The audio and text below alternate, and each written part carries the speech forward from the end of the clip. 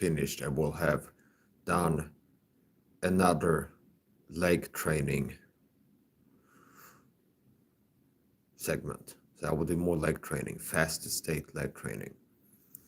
I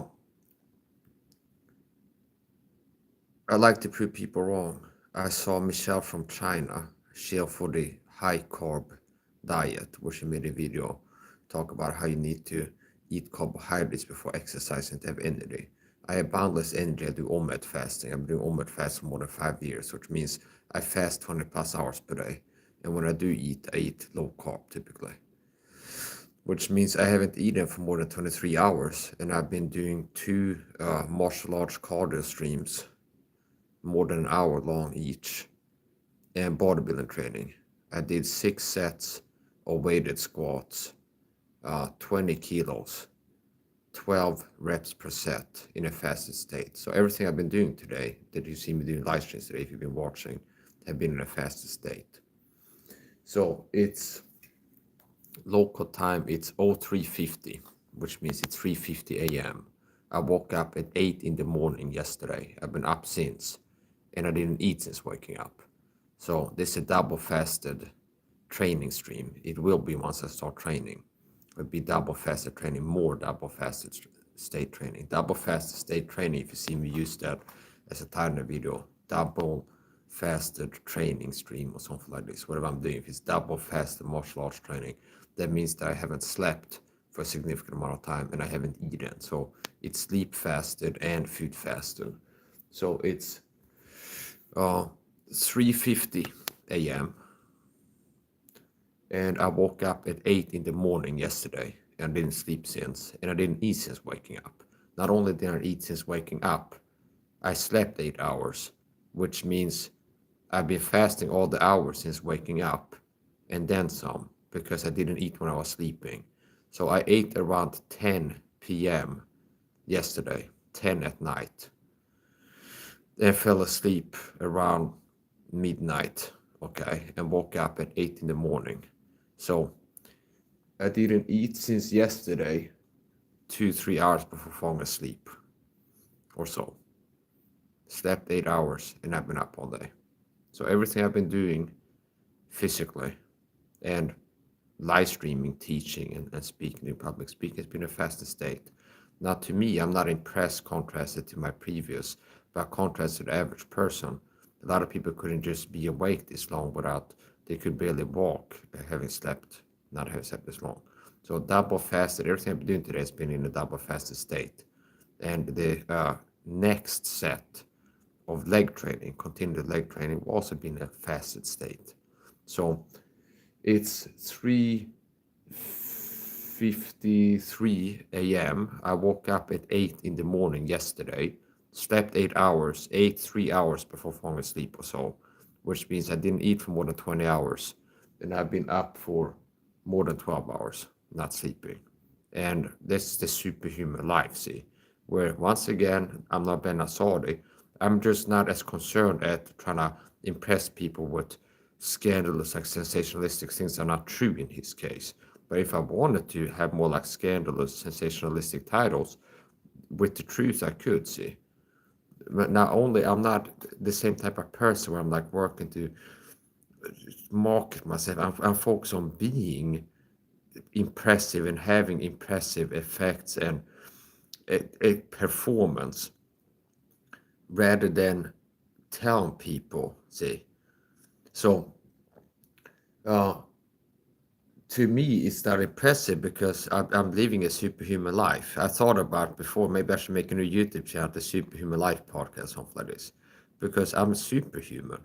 I'm superhuman in my energy, my mental, physical performance, and what I can do. So my performance, like hours spent live streaming, being energetic. See, I'm more energetic in my live streams than a lot of YouTubers are, like a 10-minute video once every 3 days.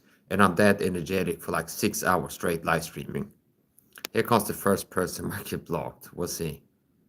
So most of the time, if people show up, it's cyber stalkers sent here by the Freemason gang stalkers, like the deep state, secret society scum filth that had me be a target in the video. So I'm a gang stalk shadow ban YouTuber. I'm the target of a secret persecution program. And a significant percentage of the comments that show up rubbing the wrong way are paid gang stalking trolls that get sent here to push my buttons and harass me and do perception management and falsely accuse me of things and push my buttons and troll me. So it's like people that have a job to troll me on my channel. It's called gang stalking. That's one of the effects of being a on video. So most of the time, if I'm live streaming, people show up rubbing the wrong way. It's people that are sent here to harass me, paid gang stalking trolls. And sometimes it's one gang stalk with 6 accounts and they switch in between the accounts. I block one and they come back with another one. So that's part for the course being a total individual. If I don't turn off the chat, which I'm gonna do, I don't need your comments. I'm producing great content. It's like the content doesn't become better for having the chat open. It's just a liability. See, it's not an advantage. It is a liability. How often does it happen? I end up having the chat open and don't regret it after the fact or feel like it didn't really help. It's like just irking me and this is like mood poisoning me. I was okay. So I'm living a superhuman life because God has enabled me to. And it shouldn't be that rare to have a Christian stand out in health and fitness when God is the source of beauty, intelligence, performance, ability, talent, intelligence, beauty. All these things come from God, see? So it shouldn't be so rare that a person is glorifying God just by what they look like on camera, see? If I make live streams or a short fitness modeling, wow, there's a temple of the Holy Ghost. See, this guy has a body, there's a temple of the Holy Ghost, and it's like glorifying God because me being in as good shape as I am, get ready to remove the like, I'll be crashing out over that because now you can't try to state manage me with the comments, so you have to resort to the pathetic tactics of leaving a like and then retracting it as a weird form of gas time to try to trigger me. I'm not joking. This happens all the time. It's like I turn off the chat and then they can't trigger me in the chat. So they start playing games, whatever they can do. It's like, well, we can leave a like and then remove the like. And be like noticing, try to get me to have a good feel like, oh, I got a like, and then be like, remove it and to have it to be the other side. It's like silly games. I don't care. It's like, I'm going to have success if you hate it or like it or not, understand? I don't need you to help me have success. I'm going to have success no matter what. I don't need people to play games. So anyway, it's the point. We'll see if they move the like or not, but that's one of the total things. I don't care. So here's the point. It's close to 4 a.m. I didn't sleep. I woke up at 8 in the morning. And before making this video, a lot of times when I end up making this video, so it's like double faster training stream. It's like, when did I wake up yesterday? It's gotta have been at least 18 hours, something like this. This time I went to Messenger, and one way I could figure out specifically what hour I woke up was to check when I sent a good morning message to my wife on Messenger, okay? Which typically I do within an hour waking up. So at 8 something in the morning, I sent good morning. I just woke up was the message. So part of the message, say good morning to my wife, was I just woke up, good morning, and then get to talking to her. So it's almost 4 a.m. It's 3:57 a.m. in Sweden. I woke up 8 in the morning yesterday. I didn't eat since waking up, and I didn't sleep since waking up, which means I've been awake for more than 12 hours for sure, and I didn't eat since waking up. So from 8 in the morning to 4 a.m., there will be 8, 16 is 12. 1, 2, 3, 4, 5, 6, 7. No, that's 8. 8 in the morning, 8. 1, 2, 3, 4, 5, 6, 7. 8 hours. 2, 4. That's 8. From 8 to 4 is 8 hours. Yeah, whatever. Okay, so I woke up at 8 in the morning, and it's 4 a.m. So I woke up yesterday 8 in the morning, been up since. Didn't eat since waking up. So double fasted, which means I didn't sleep for a significant amount of hours, and I didn't eat for a significant amount of hours. This is part for the course. So the average person couldn't not eat and not sleep and be just on camera talking this long. Nevertheless, exercise things like this. I'm living proof that this shield for the high carb diet that the deep state want the masses on. The deep state want on a high carb diet, high sugar, high carb, anything to keep you weak. there's an agenda to have the masses unhealthy, and one way to have the masses unhealthy mentally and physically is to have them on a high carb diet where the blood sugars fluctuation up and down, and they're getting a lot of carbohydrates. They don't want you on the keto because they want you dumb. And one of the effects of eating healthy, high protein, high fat, and not overeating, and having several hours in a day we're not eating, is you can get into a state called ketosis that has cognitive boost effect. So the deep state want the masses to be weak and mentally. So this would be a double fasted training stream, and I'm just doing this as an intro while I'm sitting here waiting for the battery to pick up before I unplug it and go to the bathroom or wherever I go to do the exercising. So I did 6 sets of weighted squats, 6 sets in less than 2 hours. Weighted squats, 20 kilos on my shoulders, 12 reps per set. And that's a fasted state exercise. So apparently you don't need to have carbs to fuel your workouts to have energy for exercising. Michelle from China. Apparently that's a scam. Apparently you don't have to consume carbohydrates before exercising to have enough energy to be able to exercise. I didn't eat anything, not fat or protein either. I didn't eat anything, no carbs, no nothing, since yesterday. So I slept most likely at least 8 hours, okay? Which means I woke up 8 in the morning, I ate my omelet meal around 10 at night, fell asleep maybe around midnight, and woke up at 8 in the morning or so. Maybe I fell asleep 2 a.m. or something. I didn't like fall asleep right after finishing eating, so I ate, and within 4, 5 hours, 6, I fell asleep. So I do omelet fasting, been omelet fasting for 6+ years, 300 out of 365 days per year for 6 days, 6 years straight. It's not a fad diet. I just started this recently. I got into omelet fasting, stayed into it. I've been omelet fast for 6 years consistently. So discipline and consistency is key.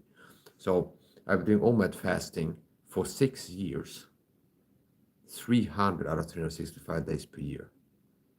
And to give you an exact number, I can't give you that, but at least 300 out of 365 days per year I'm doing omelet fasting, which means omelet is actually stands for 1 meal a day, which means I eat only 1 time per day, which also means that I fast more than 20 hours per day. And a lot of people don't understand that you don't have to eat all the time to have energy. I have more energy than anybody I know that eats several times per day and shoots in all these carbohydrates and stuff into the body. And I don't see these people that don't do omelet fasting have as much energy as I do. Consistent, smooth energy where they can be live stream for 12 hours, being this energetic for 12 hours, talking on camera, and then end the stream, start a new stream where they're exercising, pumping iron for 30 minutes to an hour, and then end that stream, go live, teach something for 3 hours, which I just did. And then now I'm going live again, and I'm going to be doing another additional set of leg exercising, which is a muscle group that is more energy taking than doing push-ups. It takes more out of you to exercise your legs than your arms. So I'm leaving proof that you don't have to consume carbohydrates right before or even long before your training to have exercise. If you get into a state called ketosis, your keto or keto adapted, your body switches like an engine change, like switching a car engine from gasoline to diesel or to electric or something like this, or solar power, something like this. It's a different fuel source. So if you become keto adapted, your body has switched from relying primarily upon carbohydrates for energy, which is a short-term fuel source, which results in rapid fluctuation, followed by a rapid rise, followed by rapid decline in blood sugar levels. And that's what you're feeling eating high carb diet, where you have your energy go up and down, and you get tired and you eat, and you have the energy go up a little bit, and then you get tired again and eat again, and this jojo blood sugar. So I'm gonna open the chat up for approved users in case my wife wants to come in and say hello. participant mode live commentary. So she's added to the VIP list of people that can comment when I click that setting. So, yeah, it's like I'm unapologetically superhuman. I'm a superhuman. I'm a person with a genius IQ. I got tested by psychologists, told me I'm extraordinary intelligent, should apply for Mensa. I tested myself in high school, got 137 private test IQ. So I'm a superhuman. It's like it's rare enough to be in as good shape as I am. Only 1 in 25,000 men have a six-pack about 35. So I'm like physically an alpha, rarely masculine like a manly man, and strong and athletic and in great shape. Be like underwear model. That's rare in and of itself to have the physique that I have. 1 in 25,000. I'm in the male fitness league, top 1% male fitness. I'm also in the IQ elite, like the top 10% IQ level. So humanity gets a man like me or my caliber, a great man maybe every generation or every 10 generations. Or a man who's a genius and super athletic on like pro level is the type of stuff that you watch my training, like, why is this guy not a pro boxer or in the UFC or something like this? I have the athleticism where it's like you don't see this other than pro combat athletes. You don't see the level of stamina, strength, speed, power, and athletic ability other than in pro athletes typically. Meaning that this sounds, wow, it sounds big, yeah, but it's the truth. Meaning I'm in the top notch, the top tier male athleticism elite on top of the male fitness elite. So the physique that I have is top 1% male fitness. I have an ideal male physique, elite physique. Only 1 in 25,000 men have a six-pack. And the reason that so few people above 35 have a six-pack is because it takes not having low testosterone.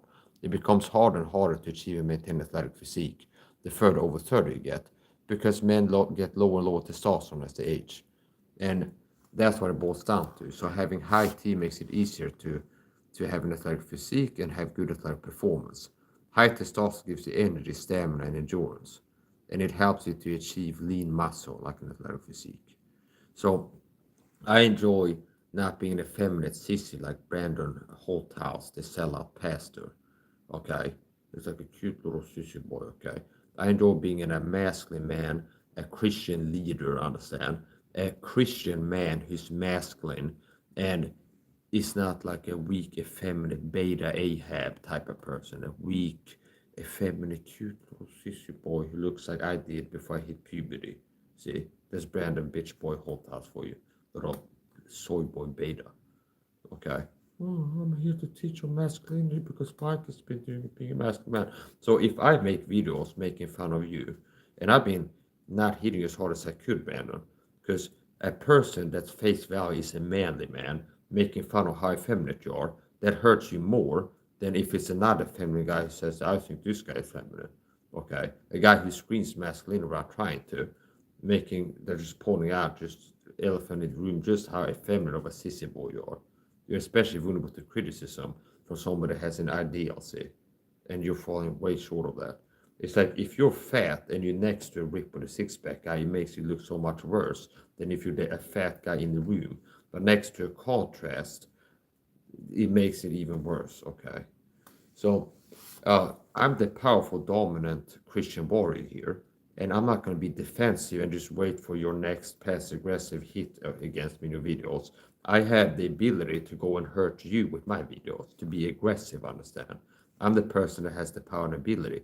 I'm not going to just sit and watch your videos and then wait for the next time you hit with some passive-aggressive Christian gang stalking, narcissistic always abusing. Okay? I'll be out here going after you, understand? So anyway, that's the point.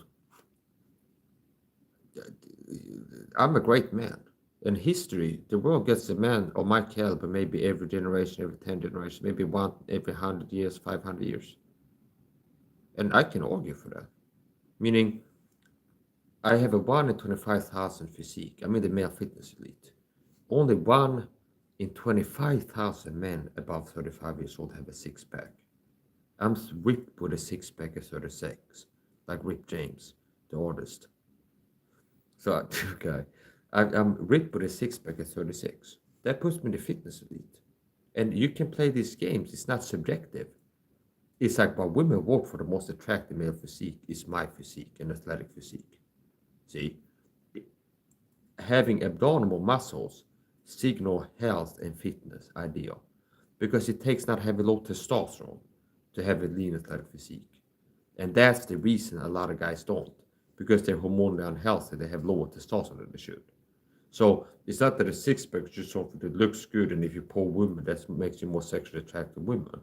The reason it's more attractive women is because it's ideal, and women are attracted to quality genetics, and quality genetics lead to high testosterone, which makes the man present with those quality genes as having a high IQ, good facial symmetry, handsomeness, and strength. Okay, women prefer men that are faster. Basically, boils down to it's like this guy looks like he could beat other men in a fist fight. Understand? That's attractive women. The fastest, hardest, handsomest, smartest guy is what women are attracted to. Because women are attracted to quality in men. They're not attracted to the opposite of quality. Which is why, if you gauge what is ideal, a relevant metric is what is appealing unto women. See, scientifically, which means women are attracted to beauty. What is beauty? Quality genes. Quality genetics yield good facial symmetry. The facial symmetry, Fibonacci sequence called the mean. With its mathematical proportions, where you don't have to figure this out to figure if a girl is beautiful or not.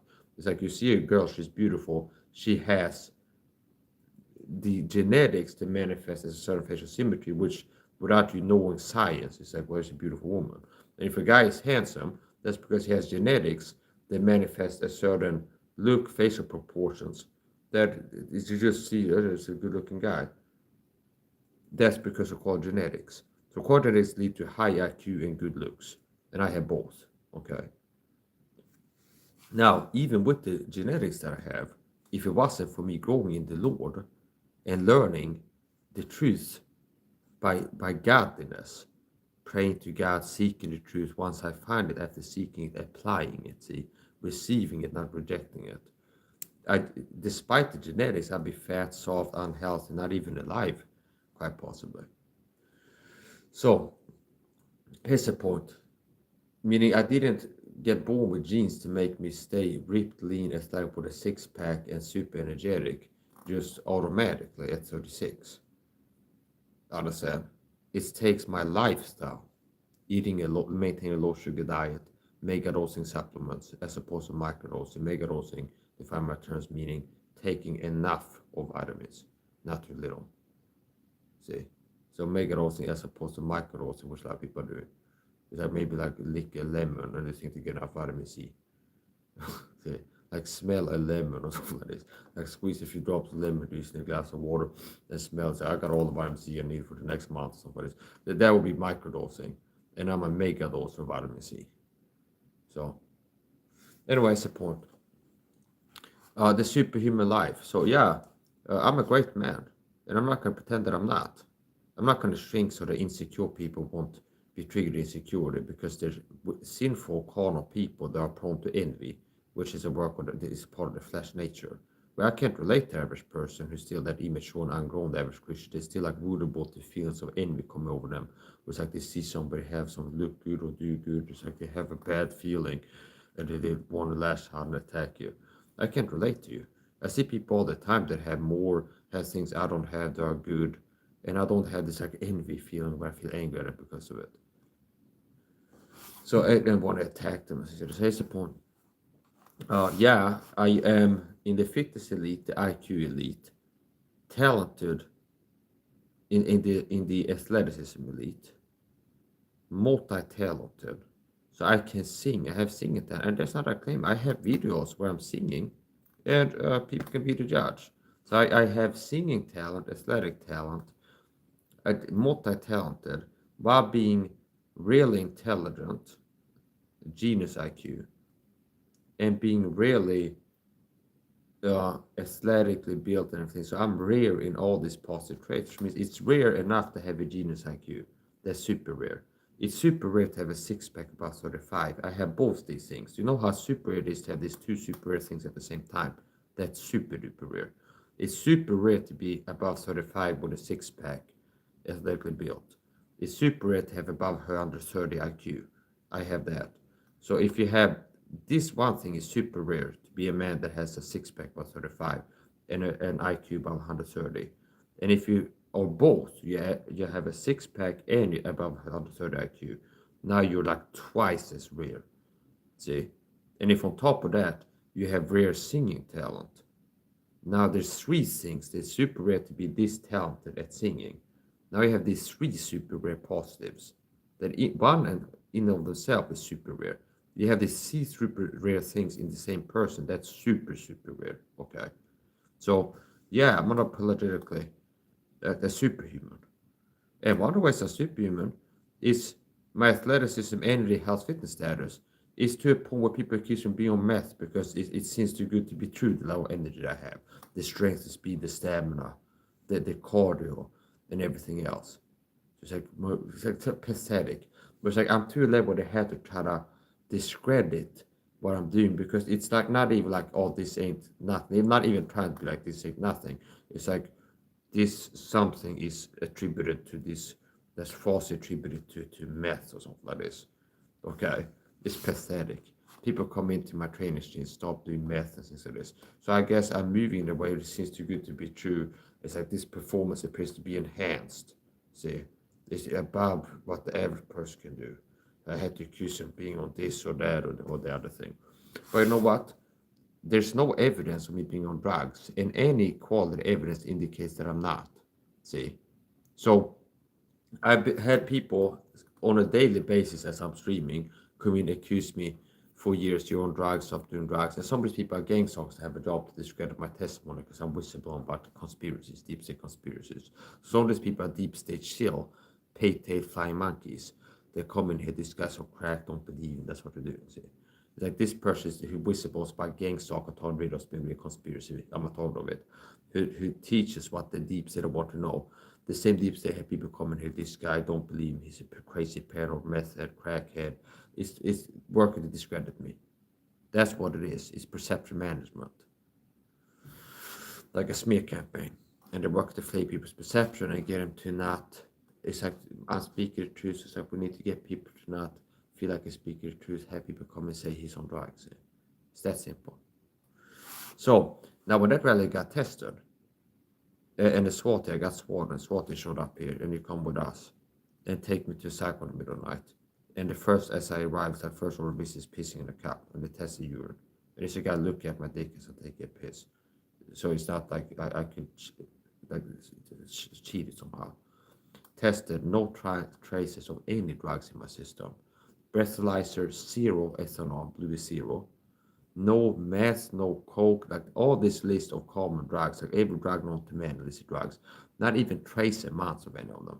So notice how there's evidence for me having spoken the truth all these years that I'm not on drugs, and there's no evidence that I'm on drugs. But still, people will lie and slam their false accusation of being on drugs. But it's like the lead up to them showing up would be me streaming like I do every day, and people come in every day at least once if a chat open. These guys are meth, these guys are crack, stop smoking crap, stop doing heroin, stop doing this drug. Okay. And same 24 hours when at least one person come accused of being a meth. Swatting comes, take the psych ward, piss in a cup, and I come back and I get the tests, and it's like a list of drugs they tested for: negative, negative, negative, negative, negative, negative, and that's quality. So I guess the people that leading up to that is 24 hours before they discuss some drugs and ranting about conspiracy, stop smoking crack, stop doing meth, stop doing coke, stop doing meth, stop doing crack and heroin and all these drugs that keeps being on. I guess you were full of shit. And what I've been saying, I'm not on drugs. Evidence confirms that because when I get suddenly tested without advance warning, there's no traces of drugs in my system, not even traces. I'm not like a weak positive. Negative, negative, negative, negative, negative, negative, negative. Tested for this, nothing. Nothing. And I've showed the test results from my medical journals that I can log into my computer before in my live streams. And notice how they're so dishonest. Then after I do that, they come in clearly doctored. That fine mic comes in. Why did you show fake test results? Clearly doctored. Because I blacked out the doctor's name to not dox the doctor on the internet, see? Okay, so once again, attack for my kindness, because I'm not like posting the doctor's name when I give the test results. Now they're gonna accuse me of doctoring the results because I had screenshotted test results on my medical journals, and then the thing I had blotted out was the doctor's name. See, and like irrelevant things that don't have to do with the drugs. Understand? So I got a full health checkup that night, including but limited to a urine sample, no test drugs in my system. And the doctor also wrote down that no needle marks on his arms. See? So it's like part of what they do if they're getting eval in the psych ward is checking if you're on drugs, okay? And I don't have to ask them why. It makes sense because if you're gonna determine if somebody's mentally ill, so first of all, before you even start testing if they have mental illness, you want to make sure that they're not affected by any drugs, because mental illness in behavior could be attributed to like altered state. See, so you can end up in altered state from drug use, sleep deprivation, or for long-term mental illness. See, so if somebody's sleep deprived and it's like they show up in the psych ward being all weird, and they don't tell the doctor I haven't slept for like 2 days straight now, something like this, or three. It's like their state, how they appear, might look like a guy who's nuts. But it's not that they have bipolar disorder or paranoid schizophrenia. They're just a person that hasn't slept for 2 weeks and they end up being in a state where they appear to be out of sorts. So if you're going to determine somebody suffering from a mental health disorder and not acute effect short-term circumstances inducing this altered state, you have to make sure like it's not this, it's not this.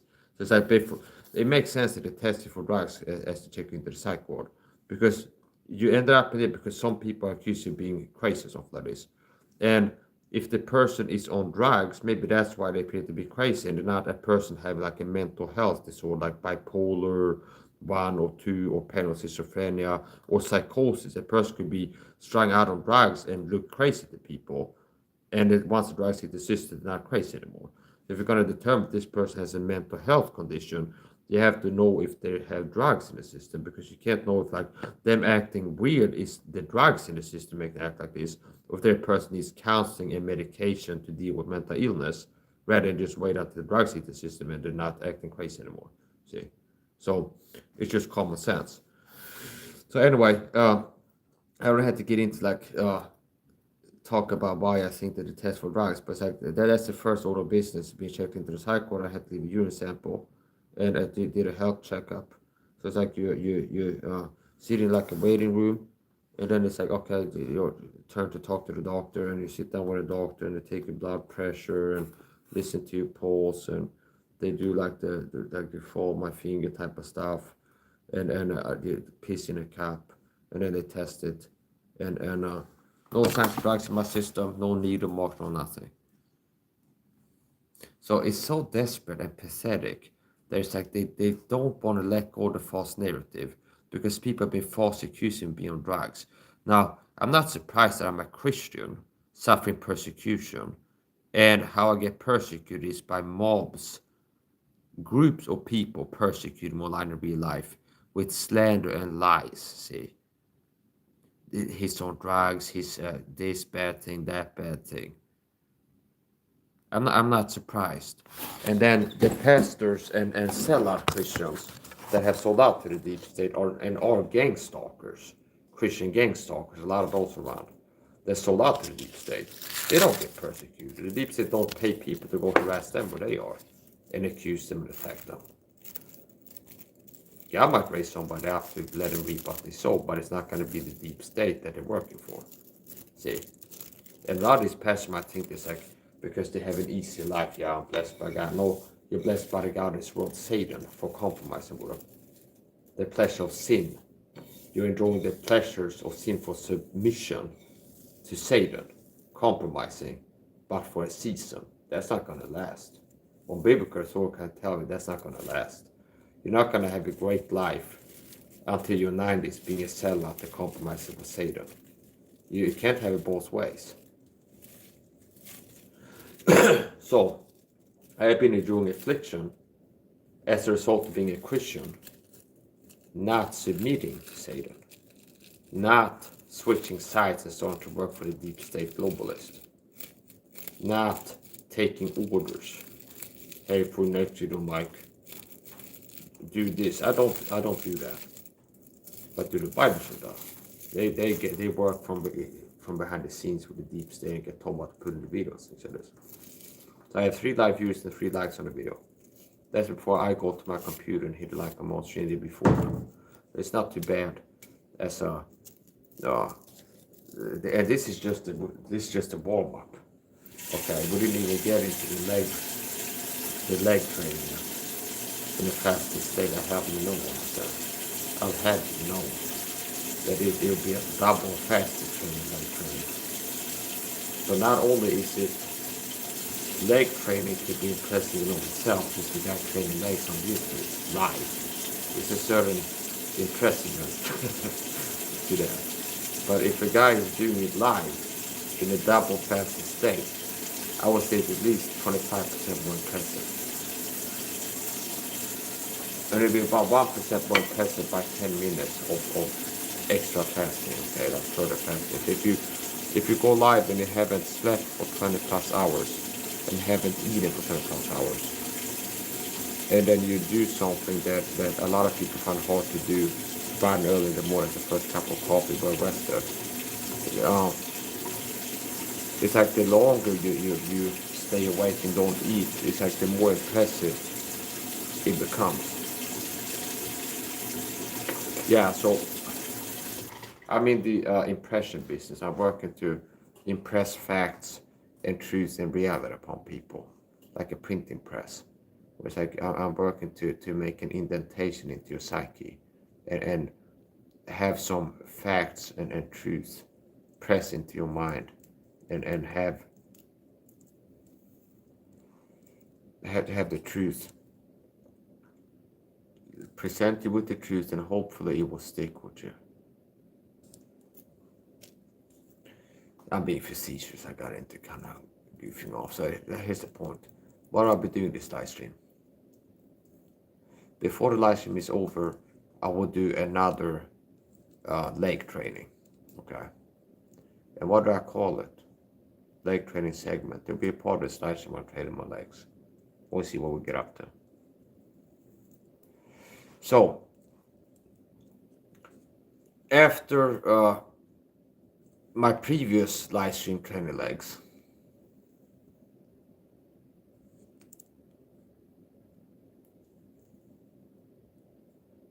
I said I'm gonna do it again. And then at the end of the stream, I kind of forgot that I said I would do it again. I felt like I need to make a video exposing this pastor. Spent 3 hours doing a stream exposing 2 SAHA pastors. And it's like, wait a minute. It's like I said I would do leg training. So my word is my bond. And as a man, you should be a person. If you say you're going to do something, you do it. Now, once again, all or nothing thinking. Always, I don't like oversimplistic, painted with too broad a brush. People that go teach masculinity. And that's something you hear, part of like the wisdom that God has blessed them with, like understanding life and how to operate, is a common problem in all kinds of communities. Christians, this type of fitness influencer, vegans, this humanity, that people have a tendency to oversimplify things, which makes you be inaccurate and less quality in your teaching and what you're saying. It's like always never thinking it's always wrong, and it's always wrong and never right. I like to say that. Always never thinking is always wrong and never right.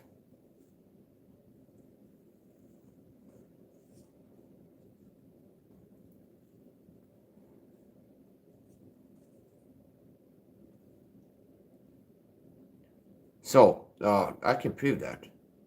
Meaning, kind of, yes, it's like you should be a man that holds to your commitments. Now, how does that work in real life? You're gonna have to be a person that's not frequently committing to things. See, don't commit to things too easily, because if you commit to too many things, statistically, you're gonna fail at several commitments.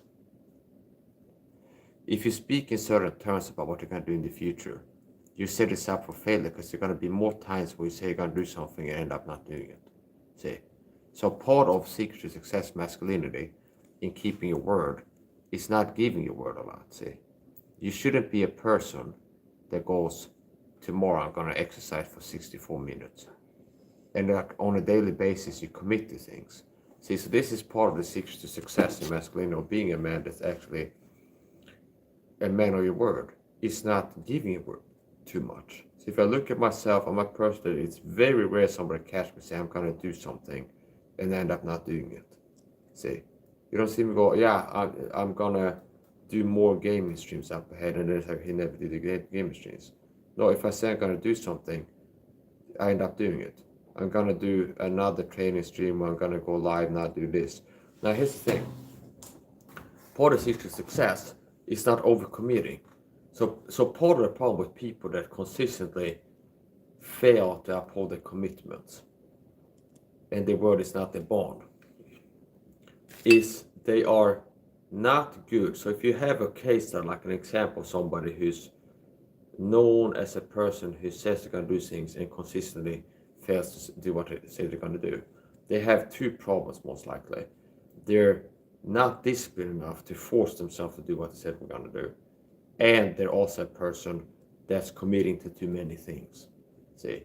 So part of secret to success is I'd rather be a chronic undercommitter than a chronic overcommitter that fails several commitments. See? So it's better to be a person that rarely commits to something. It's like, hey Mike, can you call me tonight at 8? I talk to somebody. It's like, hey Mike, I'm a little bit busy right now. Can you call me back at 8? It's like, maybe, okay, I might call you around 8, okay. If I don't call around 8, feel free to call me or something. It's rather go, yes, I will. And then it's like something happens, shows up, and it's like, I didn't call at 8. So I'd rather be under committing and really projecting to the future, go, here's what I'm going to do. See, so that's part of secret success, not overcommitting. Secondly, it's not committing to wrong things. So what would an example be when you shouldn't be man of your word? Well, since you're a human being, you have a sin nature, so there's going to be times where you feel like, I'm going to do this thing. So if you commit to doing something evil and sinful, the right thing to do is to fail that commitment. Do you understand? So if I would, I quit drinking alcohol 100%. I had a drop of alcohol for more than 7 months. But if I would go get drunk tonight, and I'm not planning to, but as a hypothetical, if I would like end this 7 months sober, 7 months plus, and I drop alcohol and go buy a bottle of whiskey and get super drunk, and I'm sitting here being mad and drunk, and I go, you know what, next time I see that guy that works in the supermarket with dirty look, I'll punch him in the mouth, that piece of crap, or something like this. And I said that, see. Now, would it be good? I'm a man of my words. It's like I sober up and I'm a Christian, and the next week I'm in the supermarket. It's like, I remember, yeah, I was drunk, ranting, raving, say I was going to punch the guy in the face next time I see him. Should I be a man of my word then? No. I should be like, oh, yeah, I said I was dumb. Yeah, I shouldn't do that, see.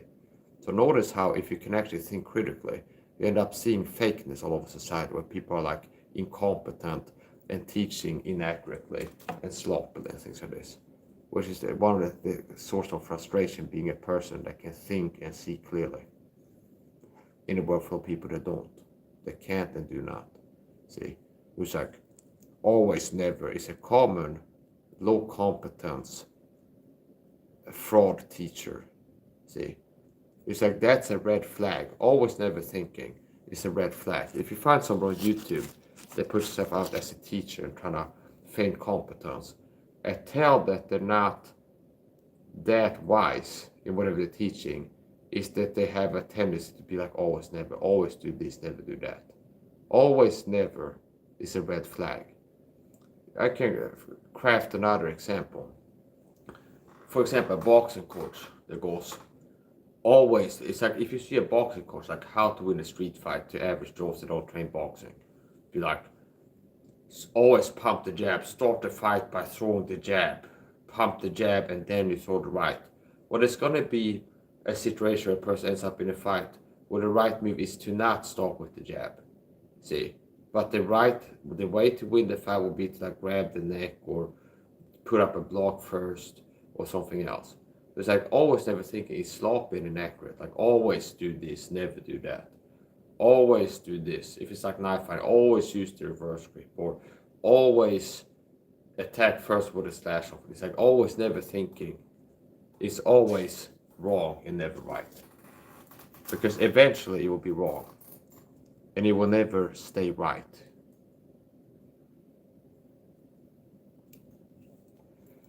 So anyway, check the battery level. We're at 54%, which means I have enough battery power to do the leg training. So, to reiterate, it is at this point in time, it's 5:35 a.m. and I woke up 8 in the morning yesterday. Didn't eat since waking up, and obviously didn't sleep since waking up. So it's double fasted. And sometimes I'm marking my streams, so I pick the title when I'm doing things where I haven't slept for more than 18 hours, haven't eaten for more than 8 hours, as double fasted training. Or double fast what I'm doing. So this would be another double fasted training stream, which means I didn't sleep for more than 18 hours and I didn't eat for more than 18 hours. I already did 6 sets of weighted squats as opposed to bodyweight squats. 20 kilos, 12 reps per set, 6 reps in total earlier tonight. I've done 2 cardio martial arts streams. I also spent around an hour cleaning my apartment today. So I've been had a very productive day. I spent maybe 12 hours live streaming being at least this energetic. So this is superhuman life. Most people could match his performance, which means I'm a human operating at a higher level than 90% of people. Most people couldn't spend 6 hours doing public speaking, being as energetic as I am, at any point in the day. I mean, they couldn't match the energy level for 6 hours of public speaking straight. Like right after waking up, bright and early, well rested, a cup of coffee. Nevertheless, after 18 hours of not sleeping and 18 hours of not eating. So, I understand that because I'm shining and standing out in my energy and performance, mental and physical. The deep state persecution gang stalking program has to send people to falsely accuse me of being on drugs to falsely attribute my superhuman performance to illicit substances to devalue it. It's narcissistic devaluation, see, because it has to be a value for there to be a need to devalue it, see. So it's, oh, Mike is standing out in his energy level and his performance and how much energy he seemed to have, being live this many hours, being able to do this and that. It's like, it's too impressive. We had to try and downplay it and go like, yeah, he's just on drugs, something like this. See, he's just on drugs. It's so pathetic. It's such a weak thing where you can't deal with reality about who Mike Saha is. You had to make up a false Mike Saha and change reality and lie and deceive. Because notice how that's a disempowered position you're operating from. Yeah, it's a position of weakness you're negotiating operating from. It's like, the truth is, this is the truth about Mike Saha, and that's a good truth, so I can't deal with reality.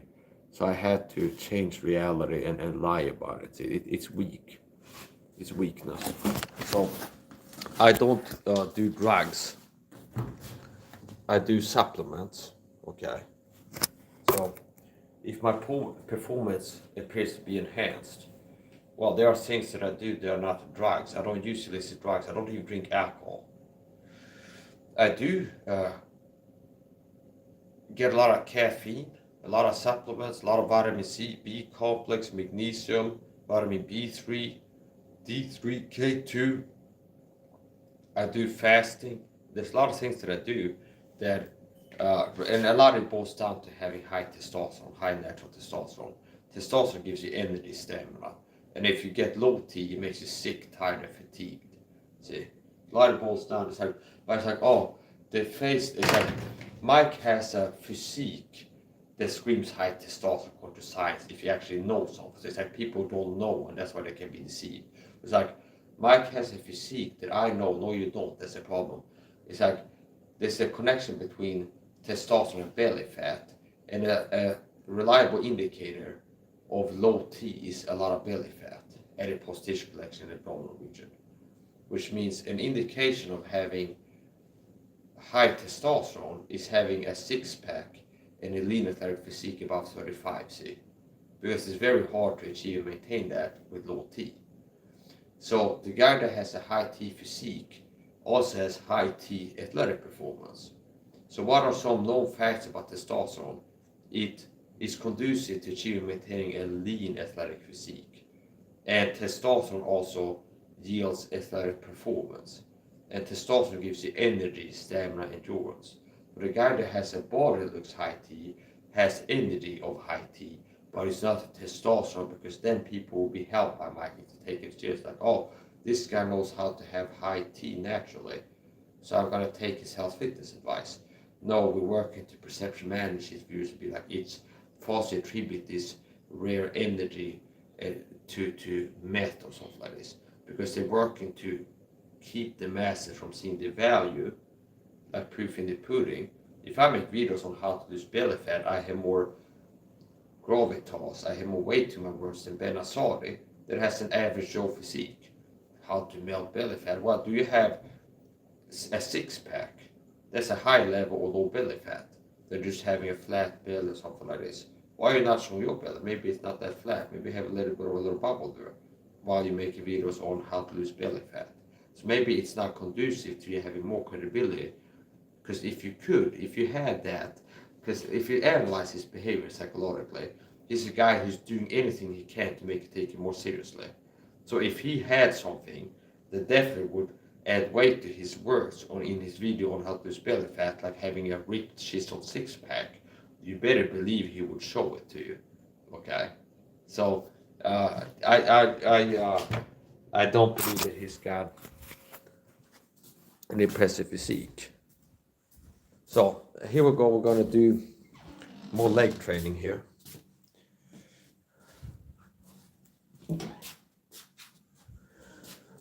Maybe go from this side.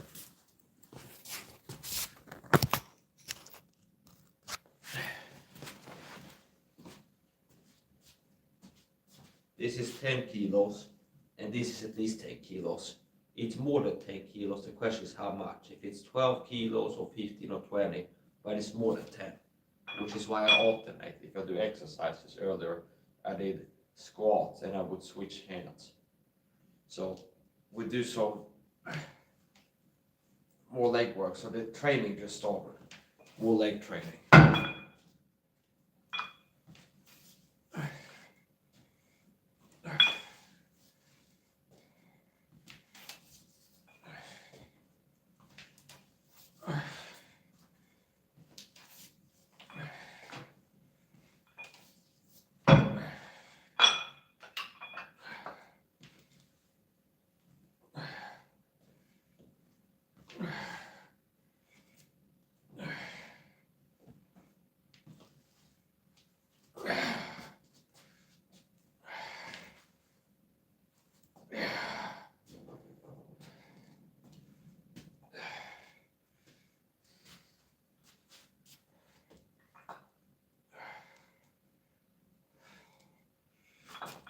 And this is a way I've been training my legs with body weight,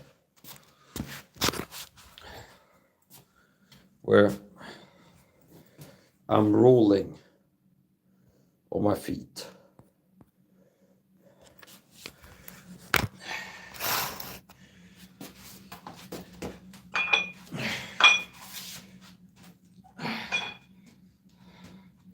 So if you haven't done this weighted before, don't start weighted, you start with body weight. See? 3, 4, 5, 6, 7, 8, 9, 10, 11, 12. So I like to, if I'm doing an exercise, I like to be able to do 12 reps for at least one set, which means that I'm not lifting too heavy. So if you can't do at least 8 or 12 reps of a weighted exercise, from a certain perspective, you're lifting too heavy. As far as I'm concerned, it's better to exercise in a way where you're able to do 12 reps of the exercise for at least 3 sets. So 12 reps for 3 sets is like, and if it's kind of hard to get to 12 sets, you're getting good exercising, progressive overload. It's hard, you're doing 3 sets, 12 reps, and it's hard to do it. It's challenging, but it's not so heavy that you can only do 3 reps for 3 sets. Because now you're lifting so heavy that you can be causing injury to yourself, especially if you just started training. So the base of exercising with weights is building from a base of doing calisthenics. That's the smart way to exercise. Where before you start doing exercises with weights, you have long-term been doing the same exercise with body weight. And that's a way to build true strength and athleticism and not do bodybuilding training in ways that you destroy your body. So the best way to exercise is to start with body weight. And here's my philosophy on exercising: being fit for life, functional fitness, and not building your body for aesthetics and super niche lab environment. It's like getting good at this niche use of your body, but broadly this is not ideal the way you're exercising. See? So the best way to exercise is for athleticism, because that athleticism makes you be able to run faster, jump higher, more likely to win a fight and things like this, even if it drags on. So it's just functional fitness is superior to niche fitness for looking impressive and winning bodybuilding competitions. See? So my philosophy on training is you don't start, if you're a person watching this video, and if I get enough views, it's going to be this one person kind of up to description. If you're a person that is fat, out of shape, haven't been exercising, and you haven't been a person like me, the exercise has been part of your life since a child, okay, to some level, and you're a person that got like into a slob, and you're a incel, beta, cock, sitting at home, snacking, watching internet porn, you're filthy porn, I sugar, and I have watched porn once for more than 7 months, haven't had drop out for more than 7 months. I'm a Christian warrior. I'm the Christian David Goggins, understand? Discipline. I quit sugar cold turkey. I went from eating multi-mad high sugar to doing OMAD. 6 years now, OMAD fasting 1 time per day. I quit sugar. I quit watching porn, cold turkey, 100%. Haven't visited a porn website for more than 7 months. Understand? What's another thing I quit? I quit going from drinking alcohol intermittently heavily, where I'd be like, buy at least a bottle of whiskey per month, then get drunk several times per month, to 7 months now, not a drop of alcohol, because I took a 4-year sober challenge. Joe Rogan has a sober October 1 month per year. He, Ari Shafir, and Bert Kreischer commit to 30 days of not drinking alcohol. Well, try 4 years sober, where 7 months at least, not a drop of alcohol. So yeah, I'm disciplined. I'm unapologetically a Christian alpha male leader, disciplined warrior. And I live like a warrior, not like a little lazy boy who says, no, I watch porn, makes me feel good, and I eat sugar, it makes me feel good, I don't want to exercise so fast because it's hard. That's a boy, understand? And my boldness is increasing because there's testosterone triggered, like the upregulation of testosterone and cortisol and adrenaline as I'm taxing my body, and the male body is like where fighting something, more testosterone, more cortisol, more adrenaline, understand? Which means I'm self-aware that I'm feeling more aggressive and bold and competitive. Where it's like a lot of you out there suck compared to me, you're nothing pretty much. So basically I'm experiencing the psychological, physiological effects of testosterone upregulation and cortisol and adrenaline, things like this. So that's what I'm feeling right now, and that's what I self-aware of acting more like that and then becoming aware of it. So anyway, here's the point.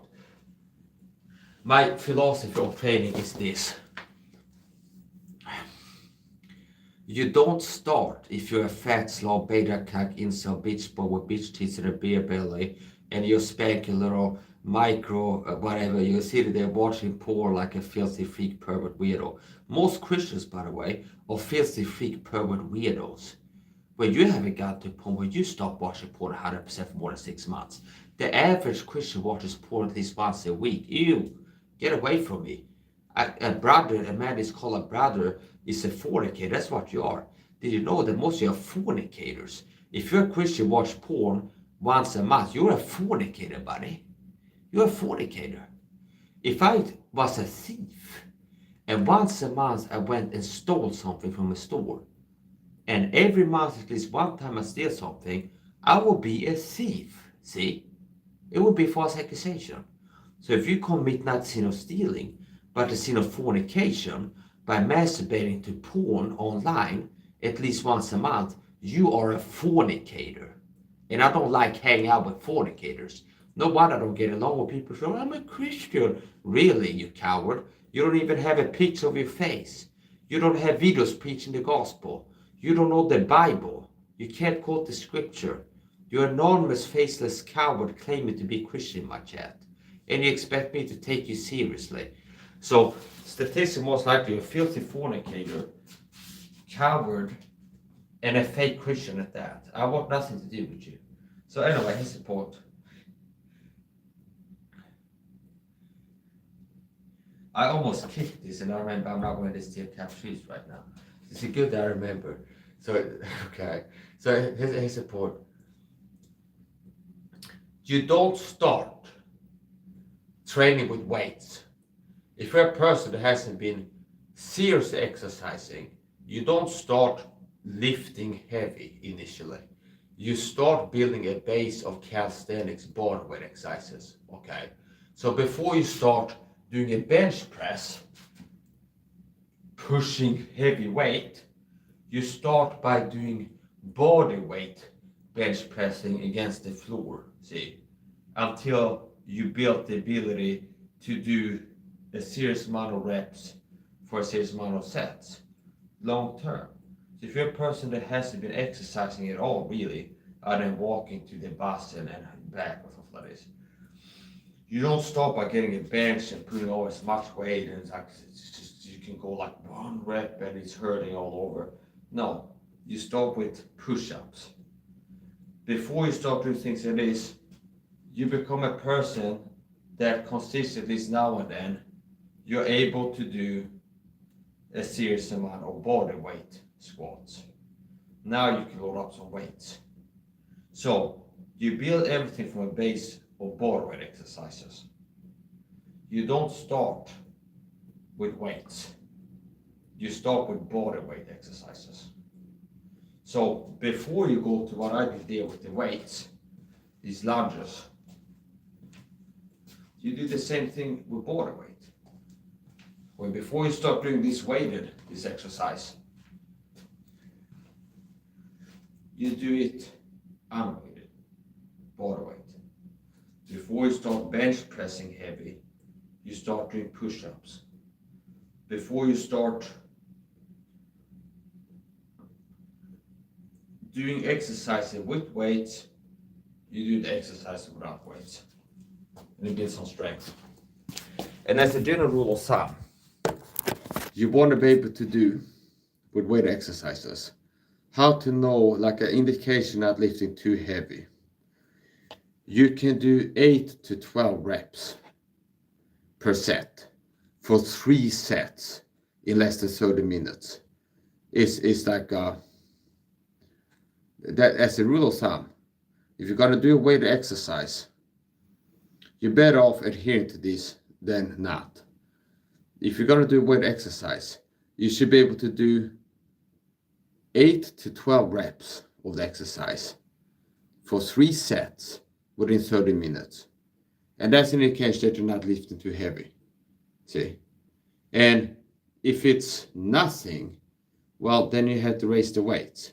So a good level intensity of weighted exercise. Strongman bodybuilder type training, meaning like using free weights, pumping iron, and doing weight exercises. A good level intensity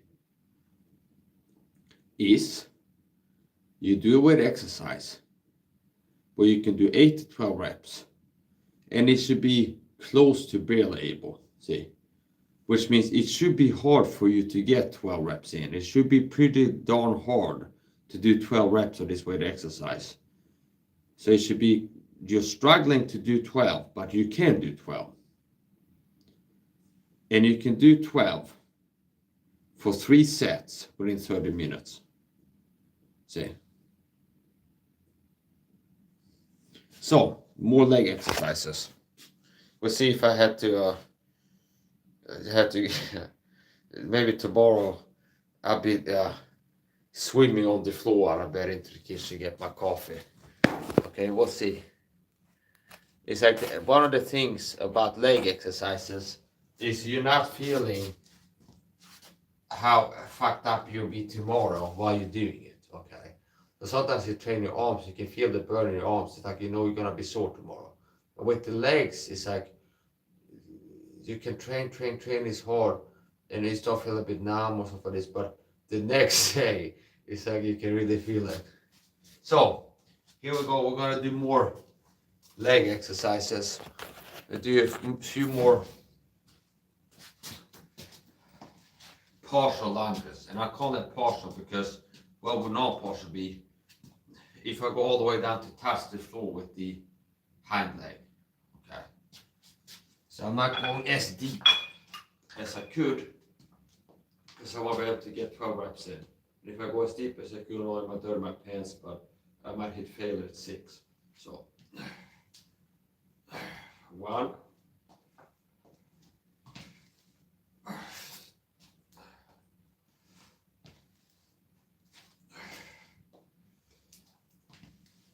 2,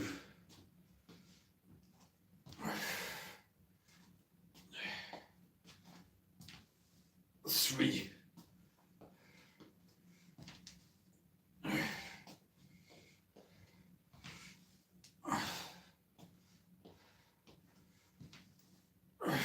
5,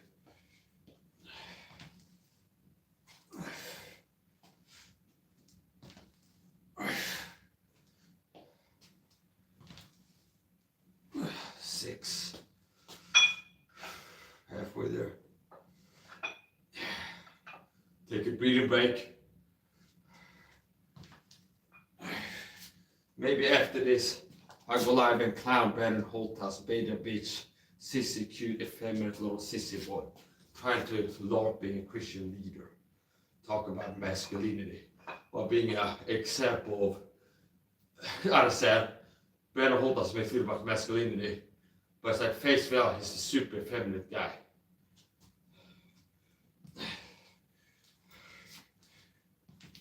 7.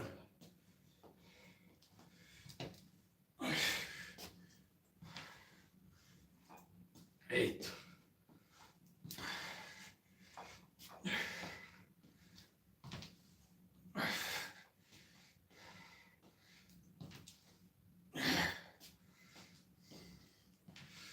9.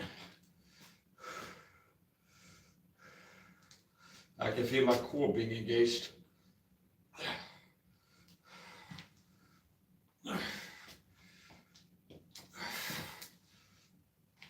9.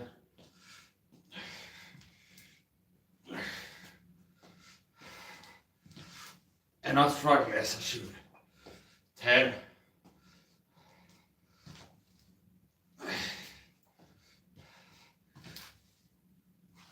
11.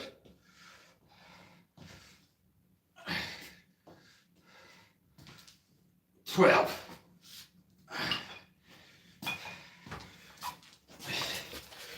Now,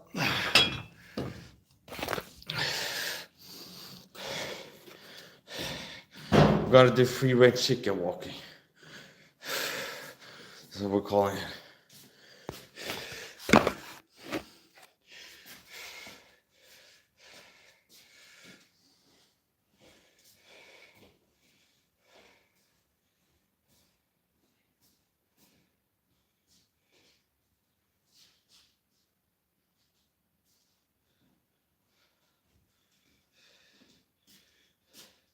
You've heard about the gloves are off before. I bring you the gloves are on. We're gonna do some more weights here.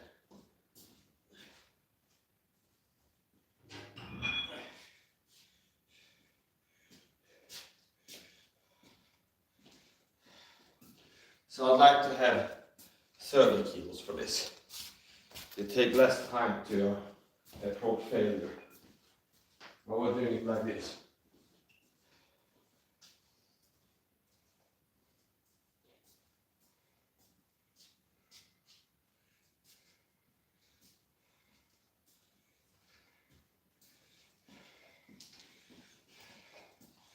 I think this might be called a farmer's walk. But anytime you name it, you think it's going to be, it's like if you Google the bodybuilding textbooks, like the farmer's walk, it's done like this. But basically, I've seen other people do similar things and call it farmer's walk. I don't give a shit how they say you're supposed to do it. I don't give a shit what it's called, I'm exercising. So I'm just walking back and forth, holding these weights here.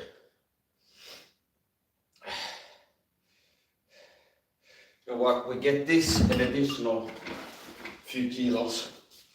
I weighed this one so I can consult my YouTube channel after the fact if I want to know how heavy this is, because I was at somebody's house, they had a scale and I put this on a scale to figure out how much it weighed. Because I've been guessing, we'll talk about how heavy it is in streams, so it's going to be at least 3 kilos.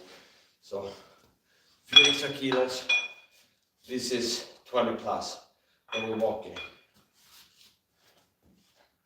I have a 12 kilo kettlebell too, but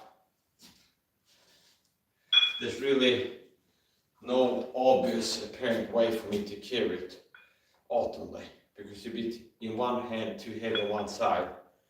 If I would get a belt and strap it to here, I've done that for finger lifts before, but if I would have 12 kilos extra on one arm, it's not good. So this is already unbalanced because this one is heavier than this one.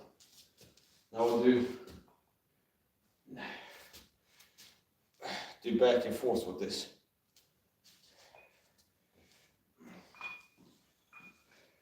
And we'll do 12 reps, 12 backs and forth.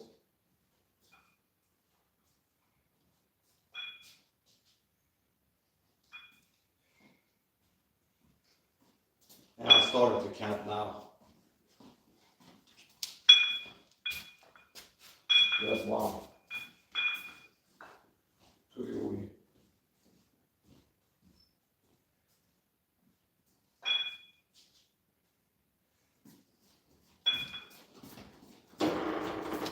and that's 2. Push.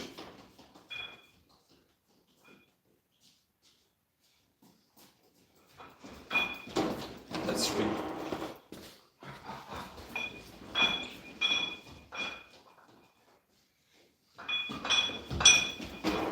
That's 4.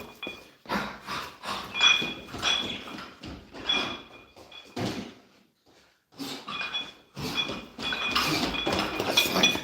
Motherfucker.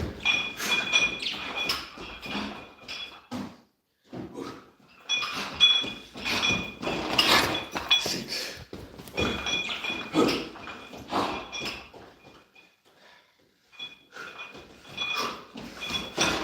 7.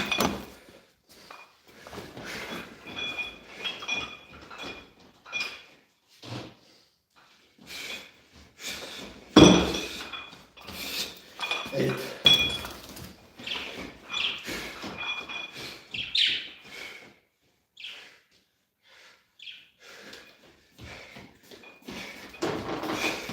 9. Down regulating. Intensity. Because I rapidly began approaching failure. 7, 8. This is the 9th one.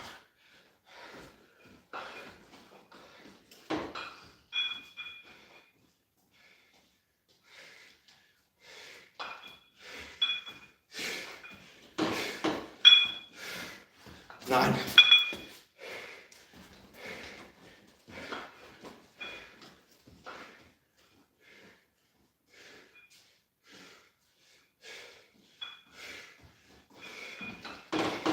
My core is cramping and my limbs are whining, but my mind is strong.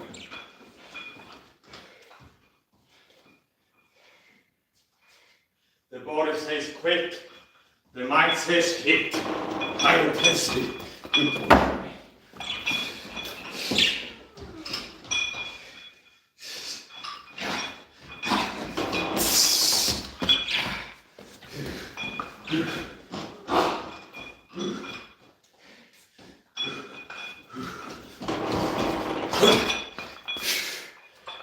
Last.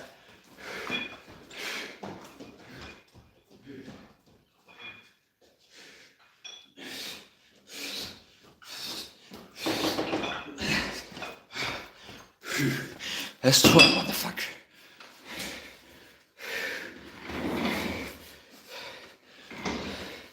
And this is training in a way I haven't trained a long time. So the guy has to be doing bench press. And I started doing bench press. I haven't slept for more than 8 hours. You need for more than 8 hours. I did 2 1+ hour cardio streams today while cross training. 1 6 sets or 12 reps weighted body weight squats. This is the superhuman life where I didn't sleep nor did I eat for at least 18 hours. It's around 6 a.m. in the morning. It's 5:05 a.m. I woke up at 8 in the morning yesterday. 8, maybe 4 hours before going to bed. Slept around 8 hours. Didn't eat since waking up. So woke up yesterday 8 in the morning. It's 5 in the morning today, which means I'm getting close to have been awake for 24 hours. And I ate maybe 10 hours before falling asleep. So I didn't eat for more than 20 hours. And I'm getting close to not having slept for 20 hours, 24. So this is superhuman life. Double fasted training.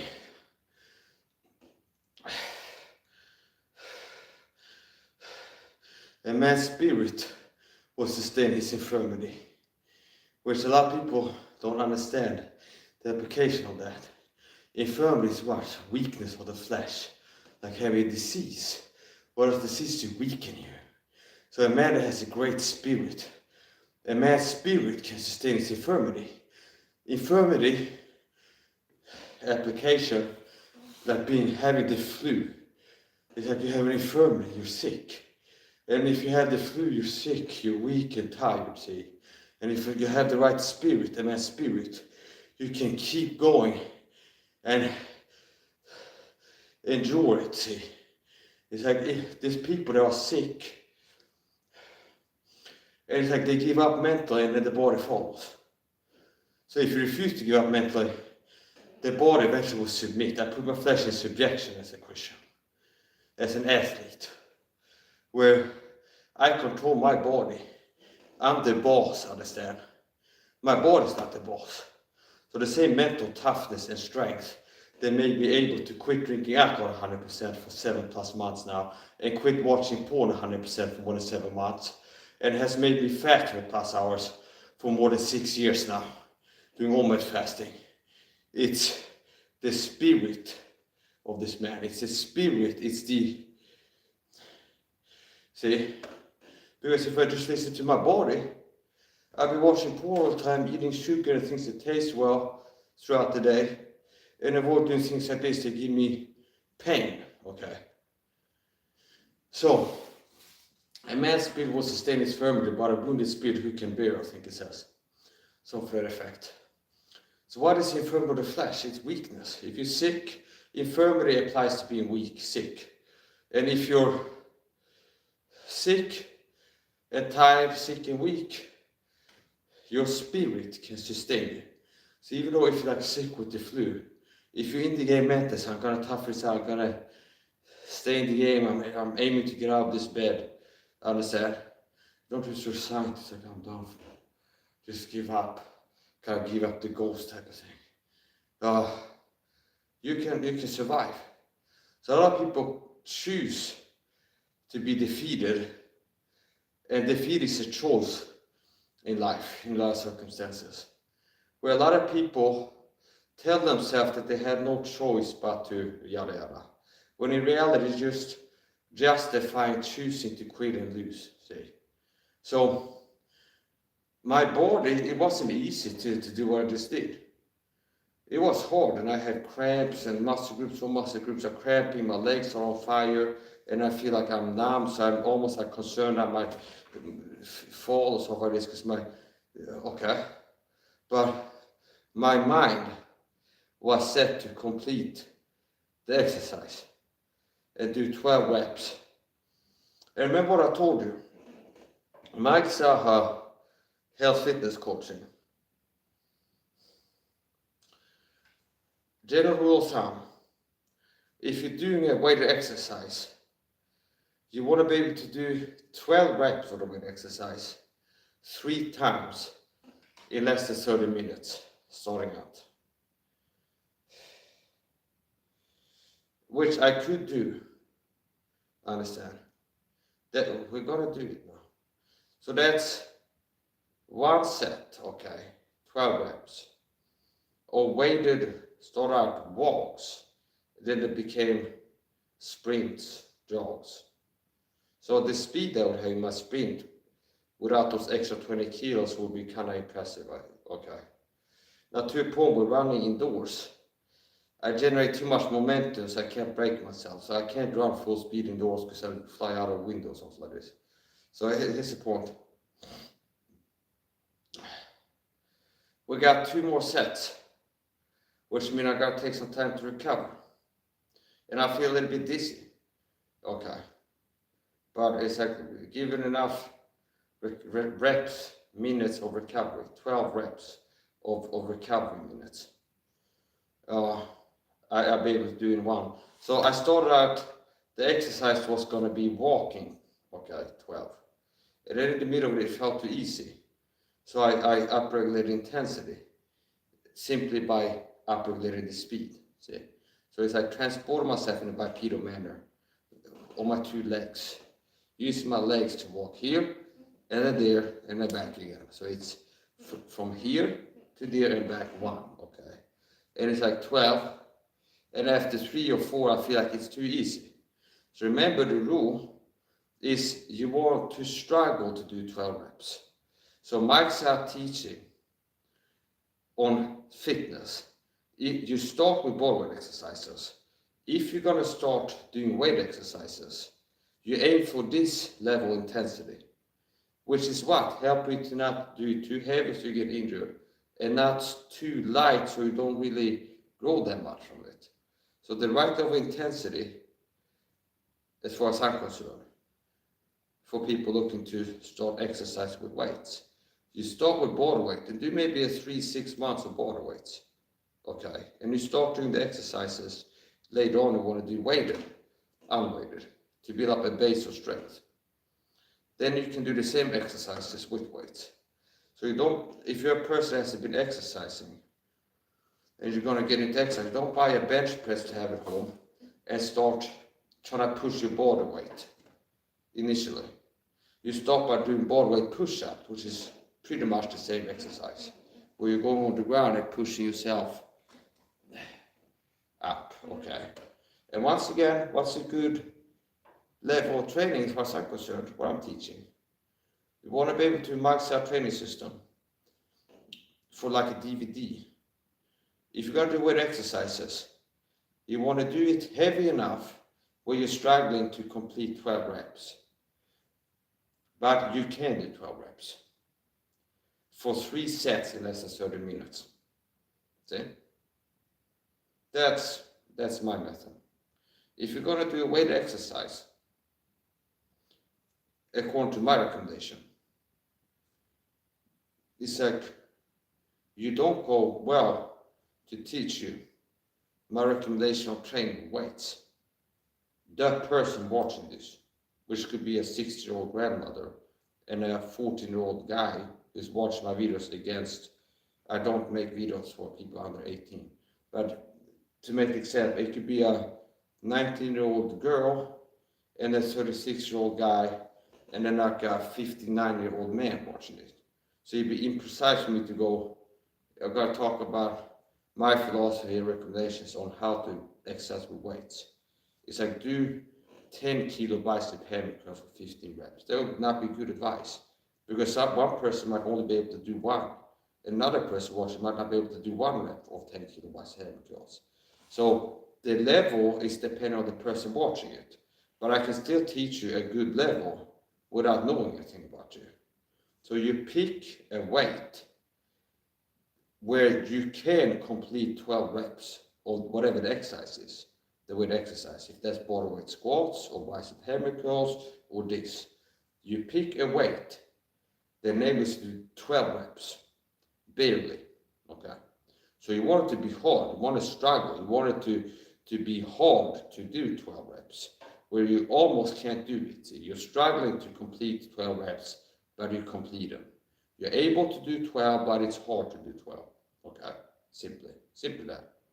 So you pick a level, a weight, that enables you to complete 12 repetitions of the weight exercise for 3 sets in sub 30 minutes, meaning less than 30 minutes.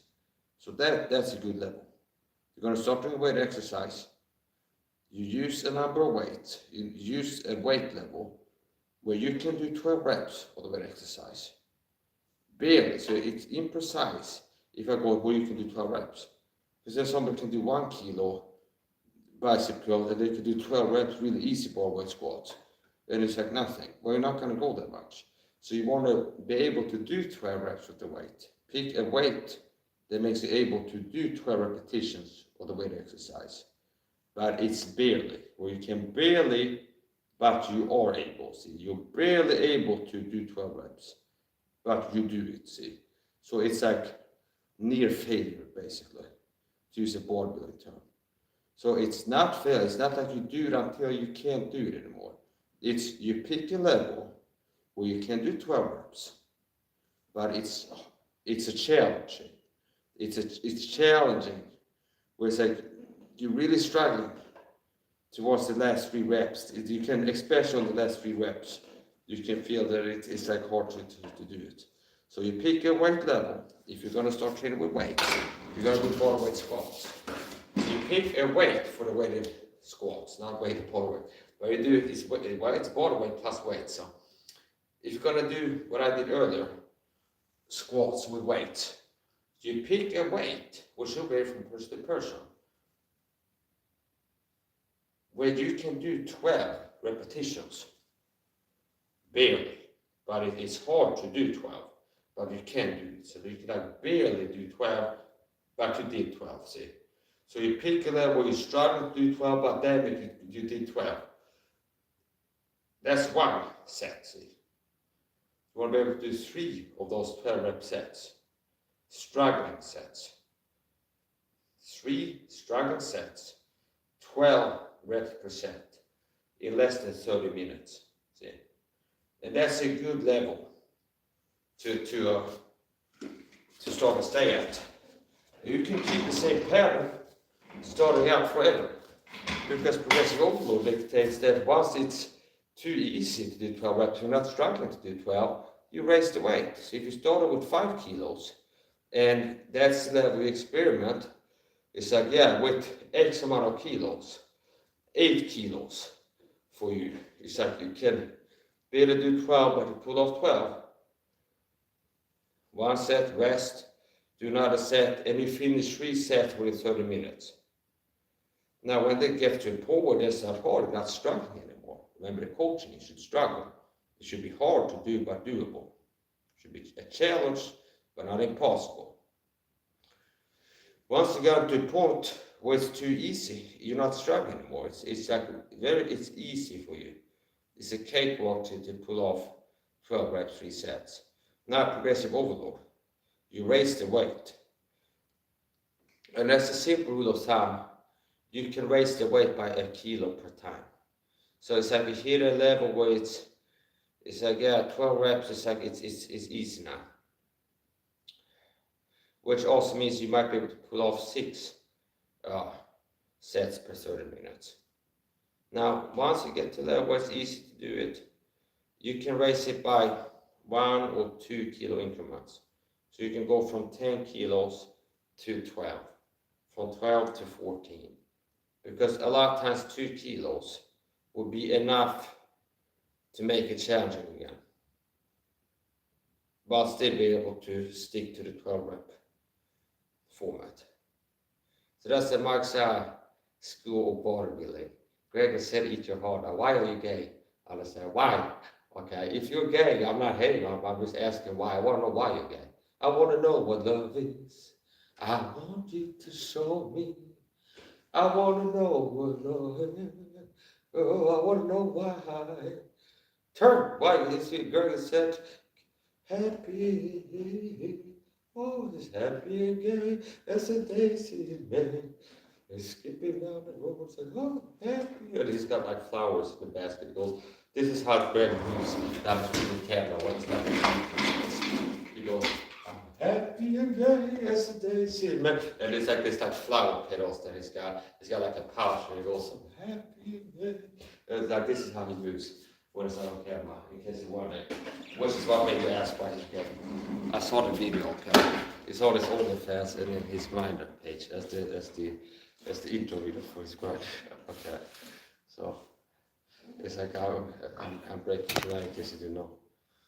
So that's a joke, by the way. I'm not attacking gay people in this specific live stream. Okay. I'm not attacking gay people in this live stream. Which means I'm not promising that I never will, never have it somewhere else or something like this. But I'm saying that in this live stream, what you said is not attacking gay people. Now I will tell you this. It's a sin to be gay. And it's not okay. According to the Bible. The Bible teaches it's a sin to be gay. So.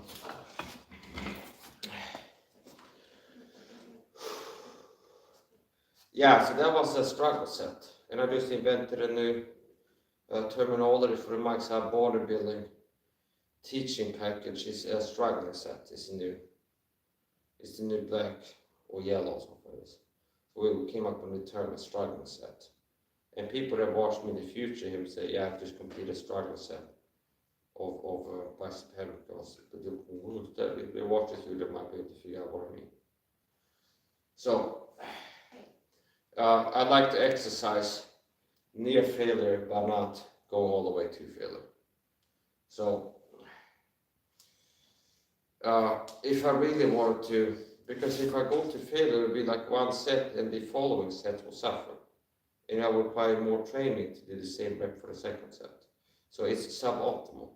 So if I go, when I'm going for a PR or some exercise, for example, I've tried out once, let's see how many I can do. It's like one of the most common exercises I do is the bicep hammer curl. So it's like maybe or every week, average out of the year, like one time a week. Which means there might be a week of doing 3 days of bicep hammer curls in a week. And then maybe next week there's not one time. And then the following week there's 2 times. Following week 1 time, following week 0, and then average out of the year to maybe 1 time per week. Okay. So I've got to a point where it's like, I know I can do 12 reps for 3 sets, okay, in a training stream. It's like less than an hour, I can do 3 reps of 10 plus, okay. So if I do it with higher tempo, and so it's like I've been able to do 10 reps bicep hammer curls, and no rest really. It's like immediately alternating from right to left arm after concluding the right arm set. So it's 10 kilos, 10 reps pumping one on after the other, and then as soon as I'm done with the 10, it's 10 on the left, and then switch, and then 10. So I've been able to pull in a short amount of time 3 sets of 10 kilobytes of chemicals. And a lot of times I end up, if I have more, so it's like, it's variables, depends on how much time I give myself in between sets, how many I can do things like this. But it's like, I know that I can do around 15 reps of 10 kilobytes of chemicals for 3 sets, like a moderate intensity with a decent amount of rest in between sets and not too long in between each rep. Well, that's another thing that can help me. Where I go, if you make a challenge of how fast you can do 15 reps, that also makes you able to do less sets total in a given amount of time. So I can also reach failure quicker than 15. So let's say I can do 15 at a moderate intensity with the breathing. So it's like this. Okay, I can do 15 reps. Now if I make a challenge out of like how fast can I pull off 15, and I try to do it as fast as possible, I go like this, maybe I hit failure at 8 and not 15.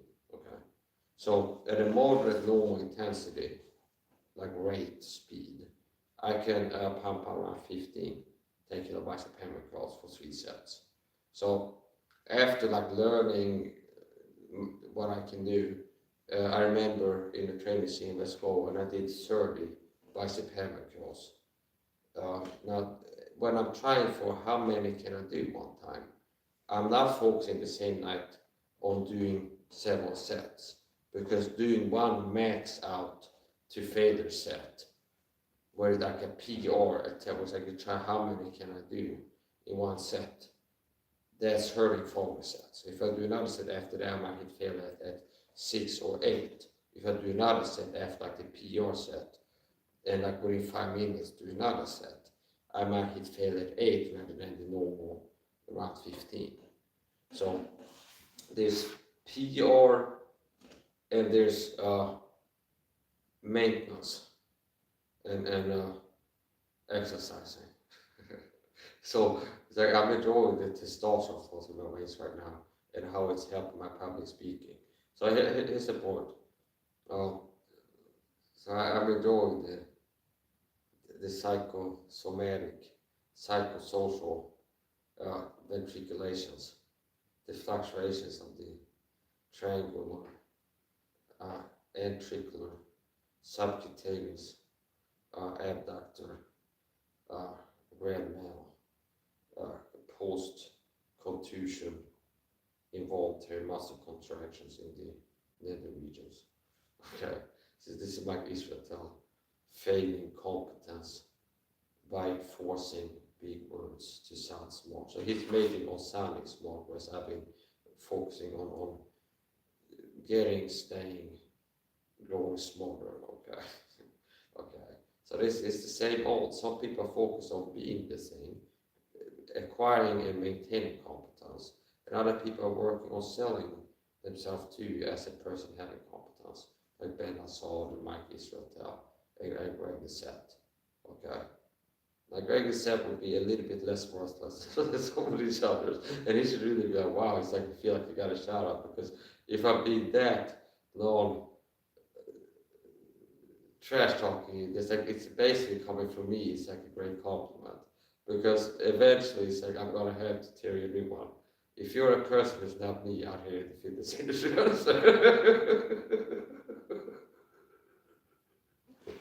it's like you don't realize that slow shot, if you need to get trash talked and like people have to be curious on how bad you suck.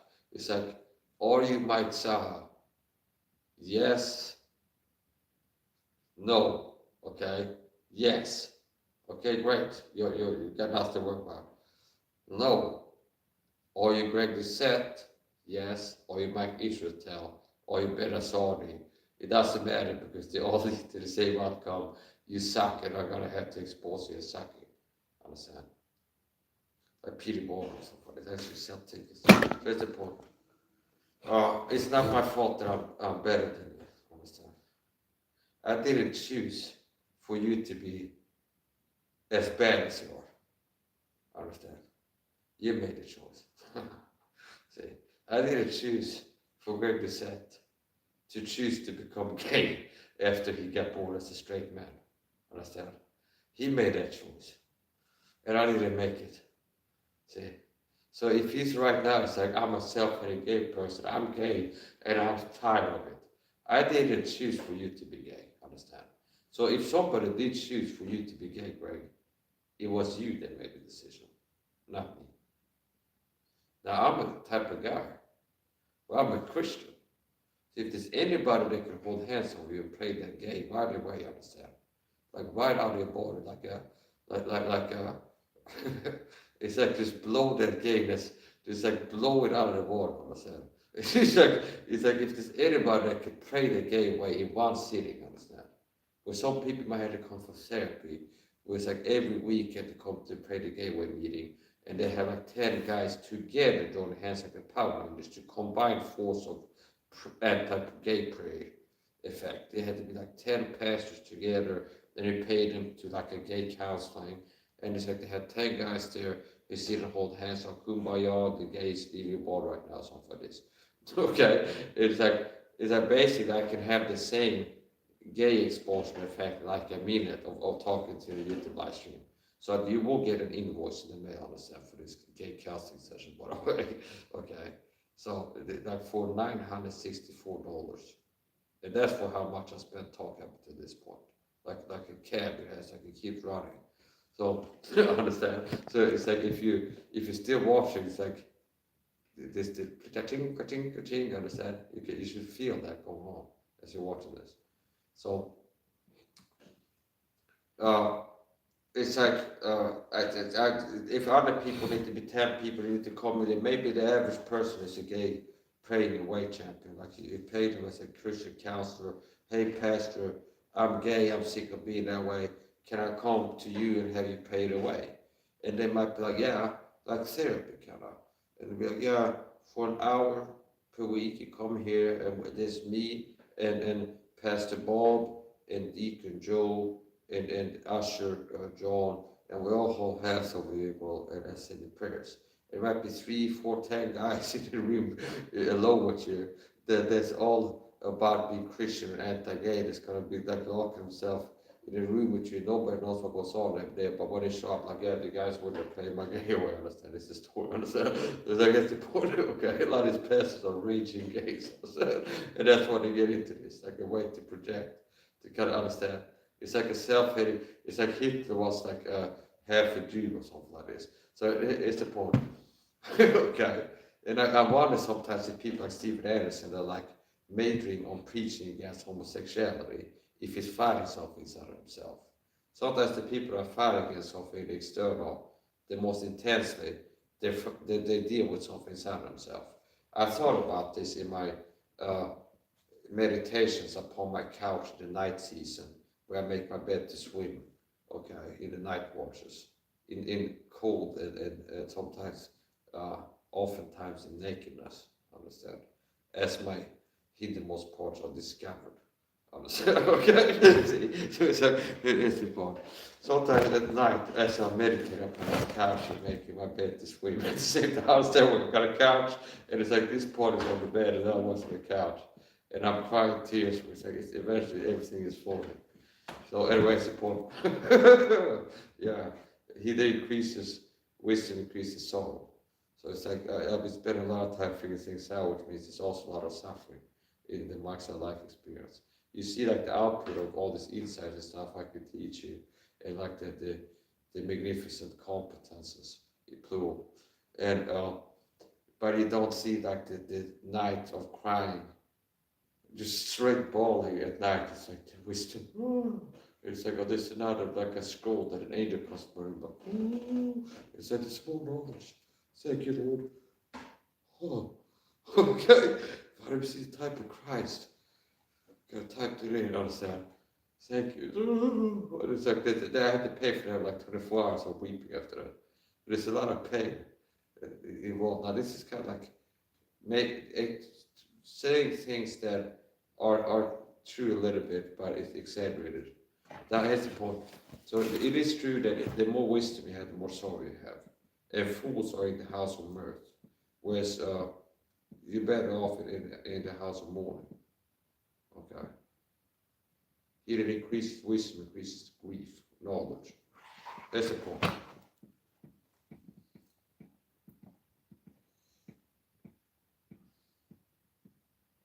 A lot of times, if you stop moving, is when the pain catches up, to understand.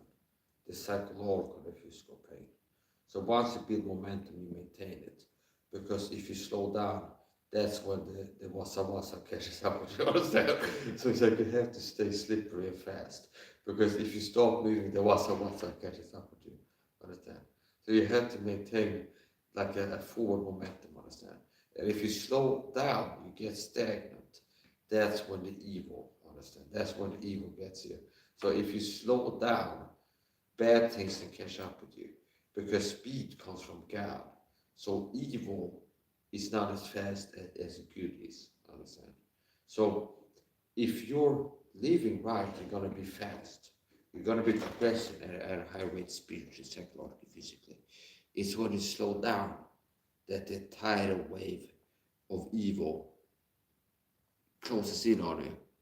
It gets you. And once it gets you, now, if you're moving forward, you're running free, understand? You start slowing up, the evil catch up with you, get a hold of you. Now you're heavier because you got evil attached to you, which means it's a slippery slope, where it's like it's negative feedback loop. You slow down so evil catch up with you, grabs you, now you have evil weight on you, which makes you move slower, and then the rest of the evil, like the blob, it's this more evil that gets onto you. And now you're gonna have to eventually get to a point you're sick and tired, and you're gonna have to put in an superhuman effort to regain the momentum and shake off the evil, understand? And now you're ahead of it, understand? And stay ahead of it is my advice. Because if you slow down, it's like, oh, here's the evil, understand? So therein is wisdom, understand? So life, fluidity, flow. Things that are dead don't flow. A living animal has flow, blood flow. Movement is life. Stagnation is death. Rigidity.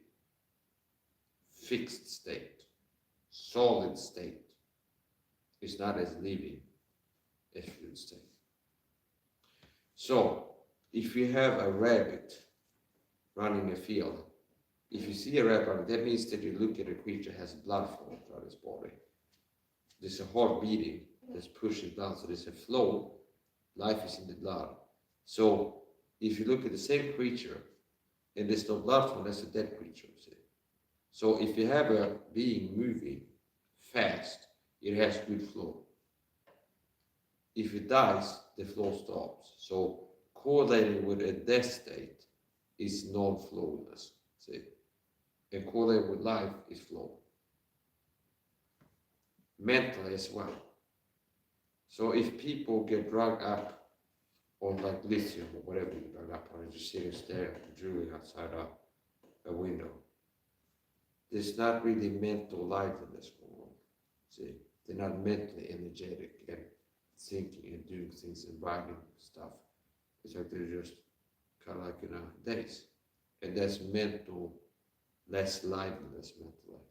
So across the board, mentally, physically, spiritually, stagnation yields death. So if you're alive and you willfully become stagnant, you're playing with fire because you're entering into the cycle of death and disease and destruction and entropy. Understand? So life is flowing and momentum. Here's another thing. You might see me have a lot of energy and superhuman performance. But exactly that thing with chaos. Now you don't see the work it took to get to this level. That's what we don't see. Okay. So here's something else that I can teach about reality.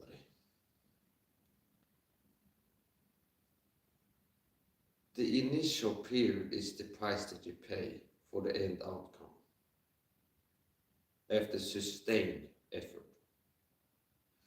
Getting into fasting, almost fasting, was really hard for the first 2 weeks or so. Quitting the sugar addiction. And now, because you're an ignorant fool, I had to explain what sugar addiction is.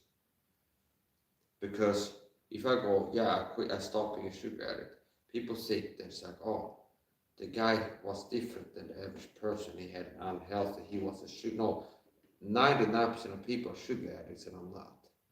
If you consume 20 plus grams of sugar per day for 30 plus days in a row, your body acquires dependency upon the substance. You become addicted to it. See, it's not that some people that smoke 3 cigarettes per day are nicotine addicts, and other people smoke 3 cigarettes per day for 30 plus days in a row, and they're not addicted. See, no, addiction is physical dependency.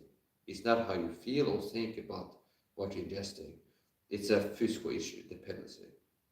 So to understand and work with reality, you have to have clarity. See, what is addiction? So addiction is not all. Some people are sugar addicts, meaning they eat too much sugar and it's like it looks like they're eating more sugar. No, what is a sugar addict? The average person. If you consume more than 20 grams of sugar per day for more than 20 days in a row, your body has become addicted to it. And if you will cease administration of the substance sugar, you will learn pretty quickly to become addicted to it. If you go cold turkey, I'm going to check everything I eat, start tomorrow, not a gram of sugar, you start having withdrawals, you feel like shit. See? So the average person is unknowingly a sugar addict. And I overcame that. I quit the sugar. So here's the point. It took a lot of discipline, effort, and it drove quite a lot of hardness for around 2 weeks to go from multi-mad high sugar to all-mad low sugar. So getting into all-mad fasting, it was hard to get into. But staying the course for 2 weeks or so. Now I've become adapted to it, and now it's smooth sailing. Now notice how I had to pay. There's a price to pay. I had to pay in 2 weeks, around 2 weeks of enduring hardness, of feel like eating it and hold myself back and choosing to stay in the bad feeling because I'm not giving into the hunger feeling. So I had to pay to get to the level where it's easy to fast. And I'm enjoying the benefits of all-man ketosis, autophagy, human growth hormone, all these other effects of fasting. See? But I had to pay with an initial period. Now, in the game of reality,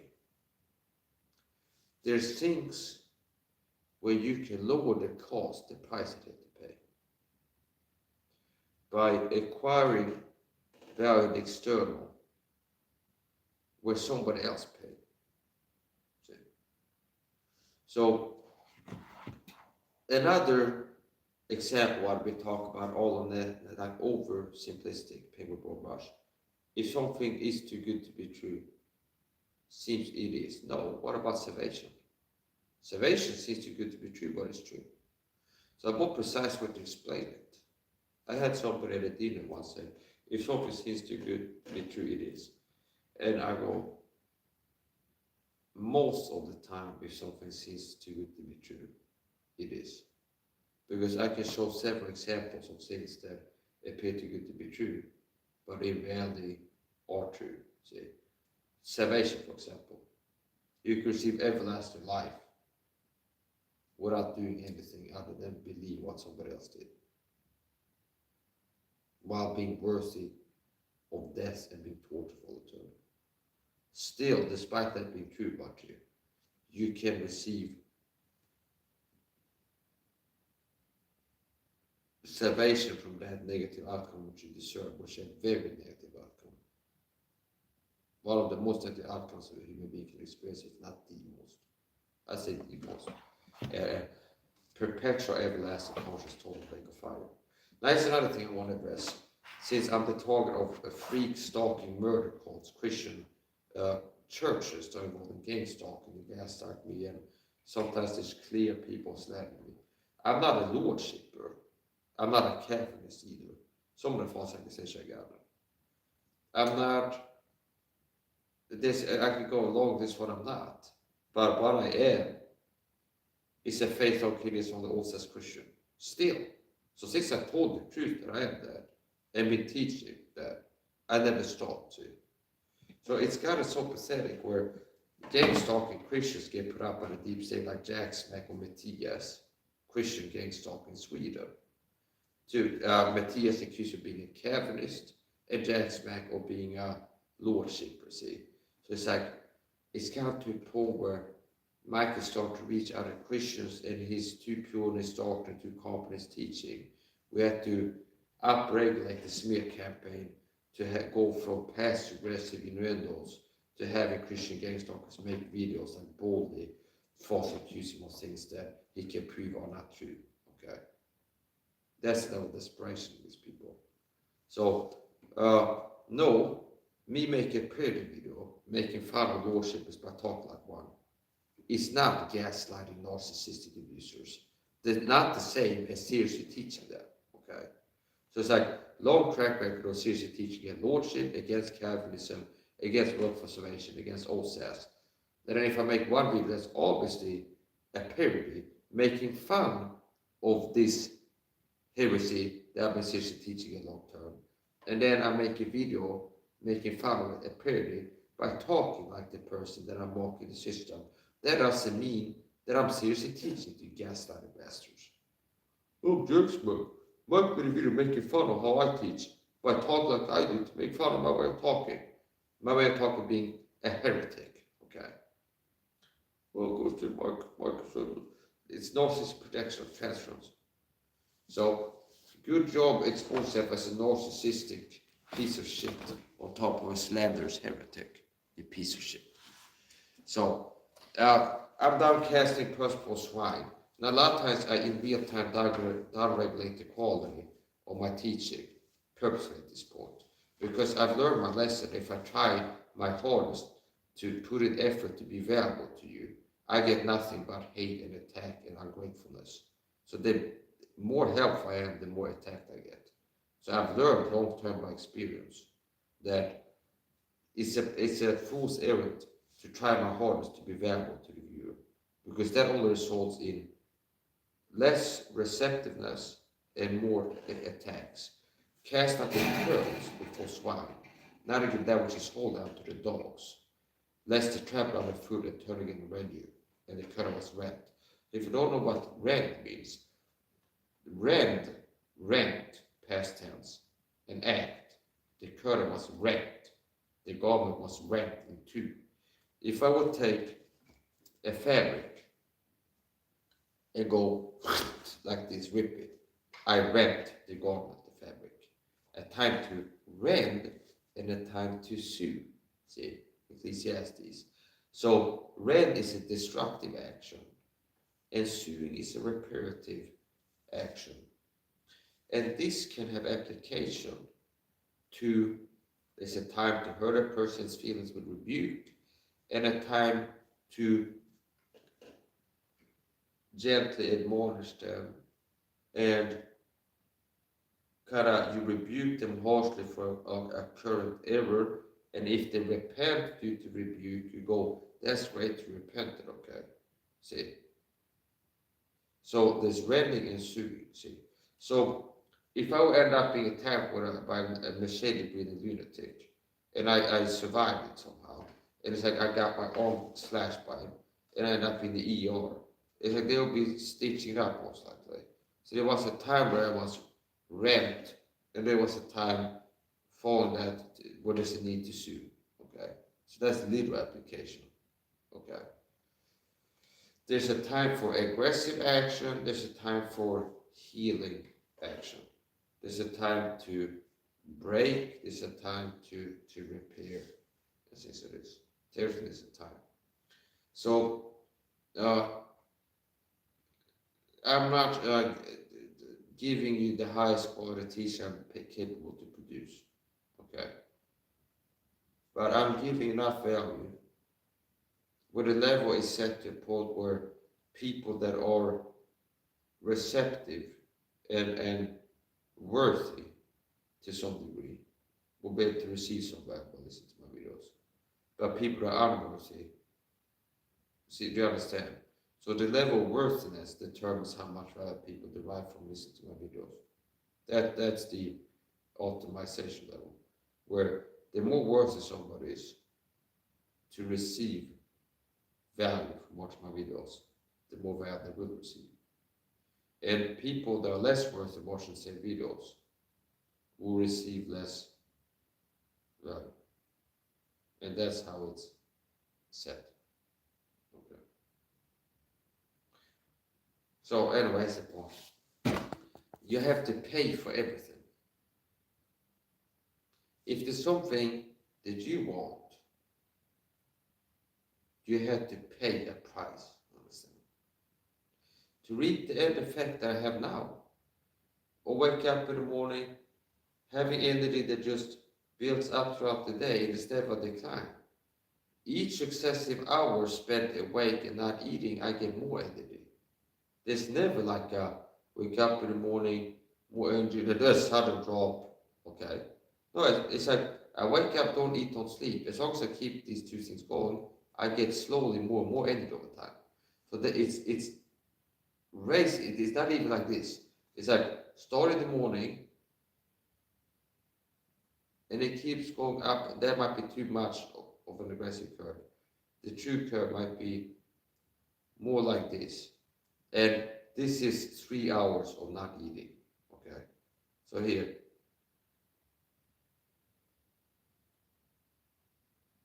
See. And eventually, after 30 hours of not sleep or eating, I'm in a manic level of energy, understand? Which I have more energy than in the first hour after waking up. So the energy goes up and up and up the more hours spent fasting, generally. So here's the point. I don't have to get into details of that, but OMAD keto, to reap the results of living my life that I have now. Where I wake up in the morning, I don't eat all day until the end of the day, and I don't have a minute of hunger. And I have boundless energy. Like they should hire me to be the new face of the Duracell batteries. And I could do the commercial like in the flash. No stop me. They could use this training sheet for the Duracell commercial. And then I was around with the waist there. And the true fact, this guy didn't sleep for 20 plus hours, didn't eat for 20 plus hours, did this. And it's like somehow you false attribute to Duracell batteries. Okay. And that would be the one part of the video that wasn't real. Okay, the way it's important. So it's like suffice to say I'm like the human Duracell bunny. Okay. And very real. On top of it. So it is important. So it is important.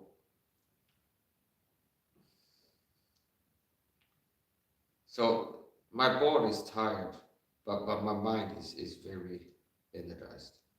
So my mind is running this ship, understand? And if I decide for my body to become energetic again, I decided in here and it happens, understand? Because I have an internal locus of control. It's not external. So I don't have to eat sugar to have some energy. It's like I don't put anything in my body that's food, and I have energy. And it's like now I'm wanted to be kind of in a rest state, and I'm in a rest state. Now if I want to get energetic again, that will happen. So here's the point.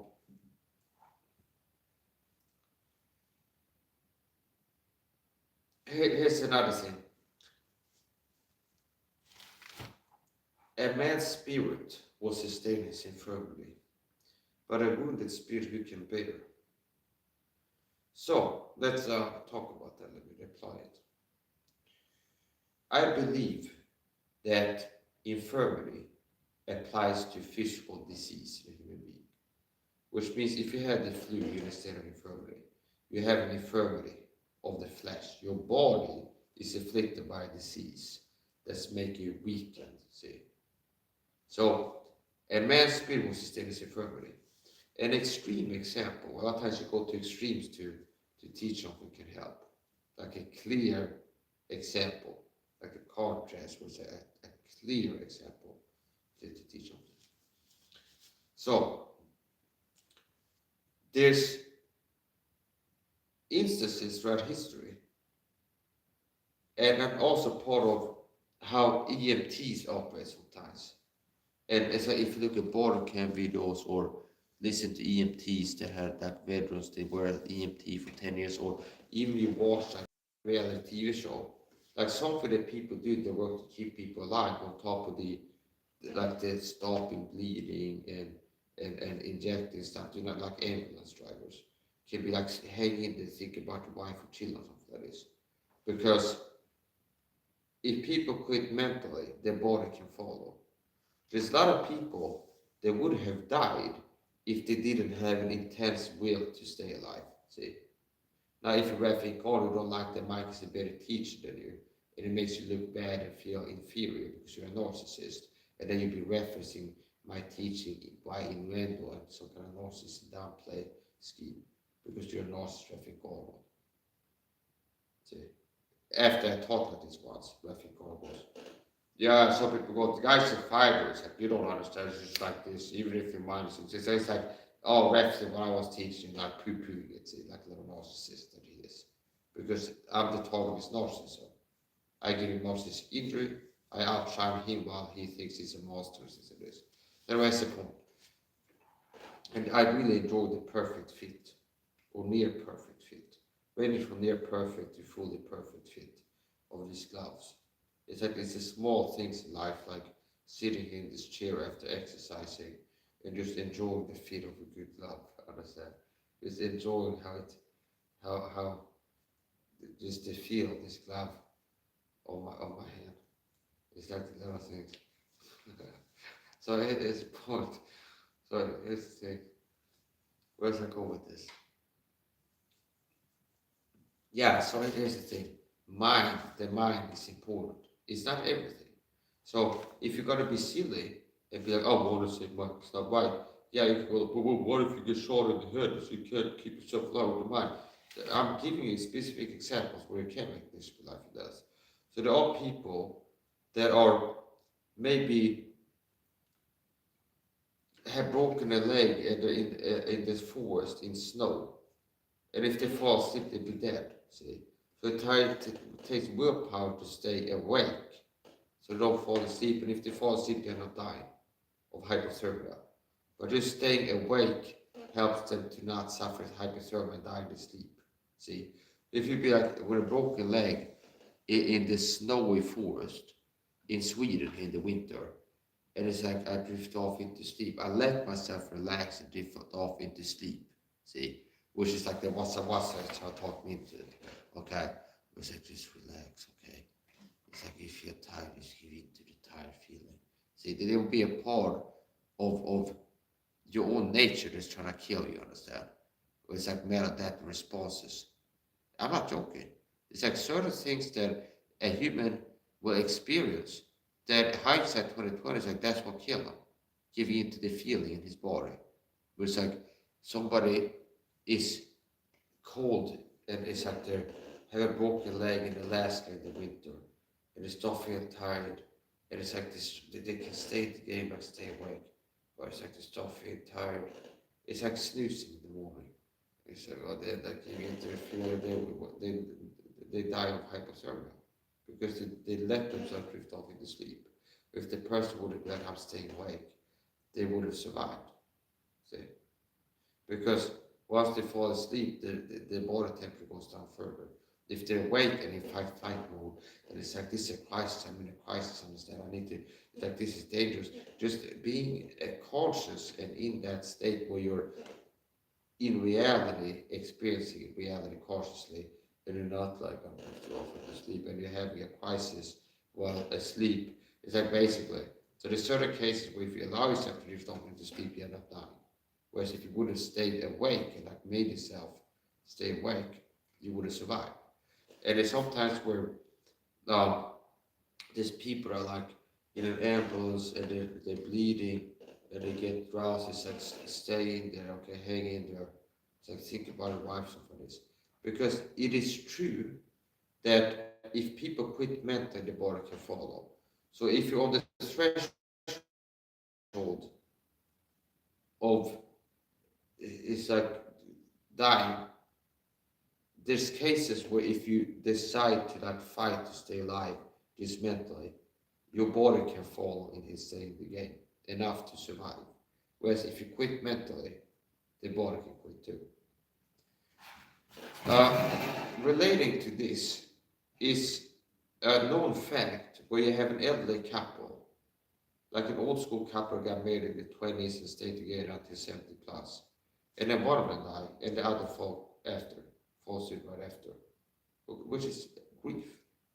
It's mentally, psychologically, they're suffering the loss and they're not feeling the will to live anymore.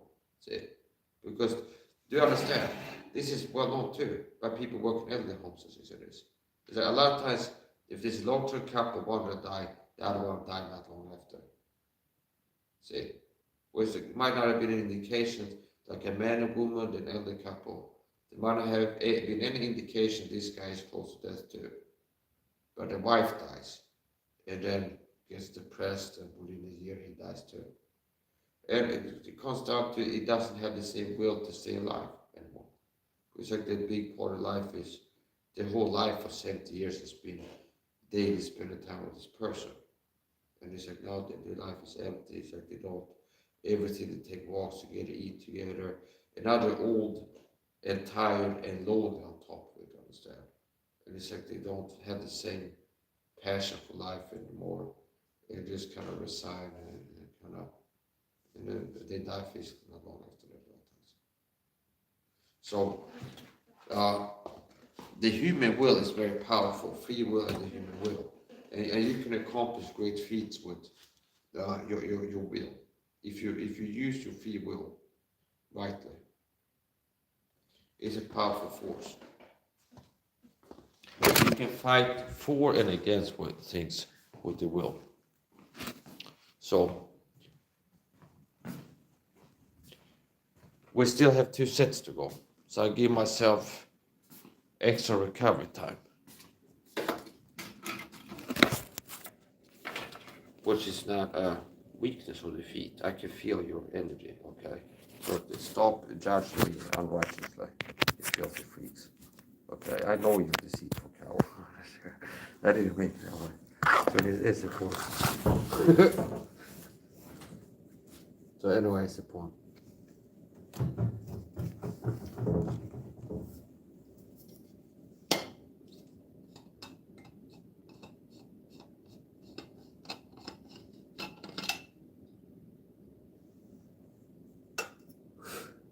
They still have a little bit left in the tank. We were running on fumes after this. That's about 14 centiliters of coffee.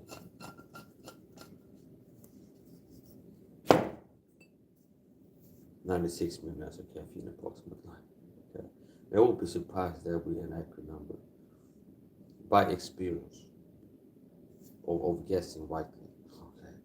So anyway, we're gonna finish up pretty soon.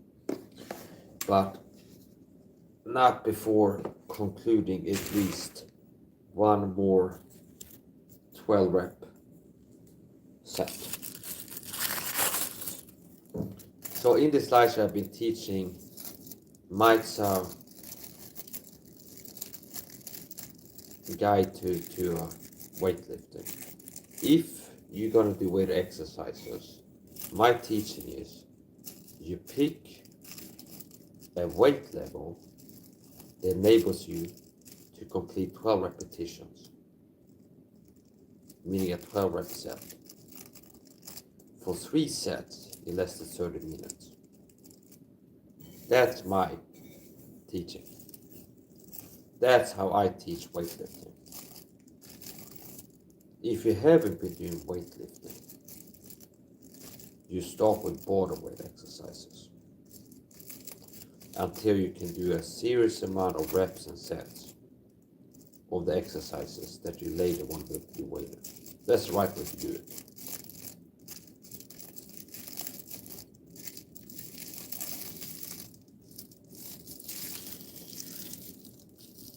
I taught this before. So for example, if your weight overly slow and you haven't been exercising, you don't go and buy like a home gym bench press and put on your body weight on the bar and try that out, okay?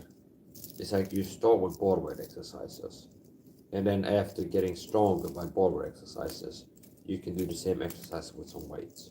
So if you want to get to heavy bench pressing, you start with push-ups, body weight exercising.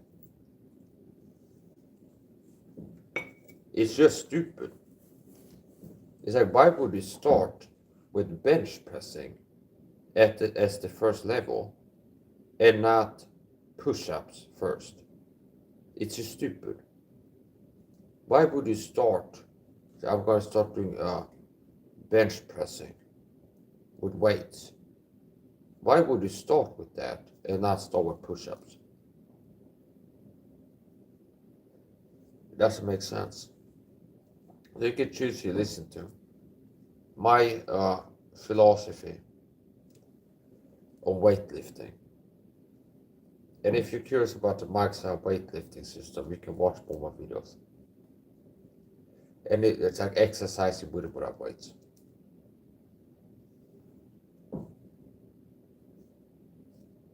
So, here's my take on the proper way to exercise with weights.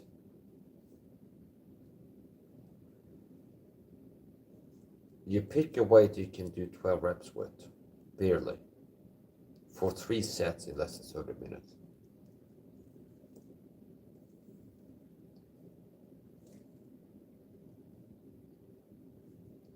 So notice I'm being precise, because I said you pick a weight you can do 12 reps with for 3 sets in 30 minutes. There'd be a way to cheat and have it not go with that much. Because you go 1 kilo weighted squats for 12 reps, and you could do 240 of them maybe. See? So if you do 12 of those for 3 sets, that's not going to go with that much. So for weighted exercise, you pick a kilo weight where you can do the exercise for 12 reps in less than a minute ultimately for the first set. And at worst, take 3 minutes to the last set, the third set. But the first set, you should be able to do it in less than a minute. And if not a minute, then less than 3 minutes. Like the 3 minutes is the upper tolerable level, how long it takes to do, like to complete the set. So you pick a weight level for the weighted exercise, whatever the exercise is. Weighted squats, walk with weights, pull-ups, where the thing is. But that doesn't count as weighted exercise, it's the body weight. Now you pick something where you can do 12 reps for 3 sets in less than 30 minutes and barely, see. So it should be challenging but not impossible. So you should be able to do 12 reps for the weight exercise barely. You should be struggling to complete 12 repetitions. It shouldn't be too easy. It should be hard to do 12, but doable. So in simple terms, you should be able to do 12 reps barely. Whereas you're hitting 10 reps, you feel that I'm really close to failure right now. I feel like I'm getting close and I'll be able to do more of this.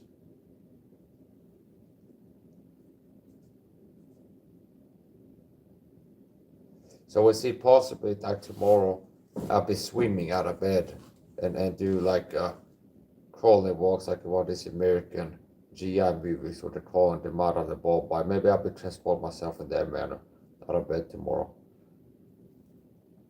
The way things go. But we do we're gonna do some hydration, some more caffeine.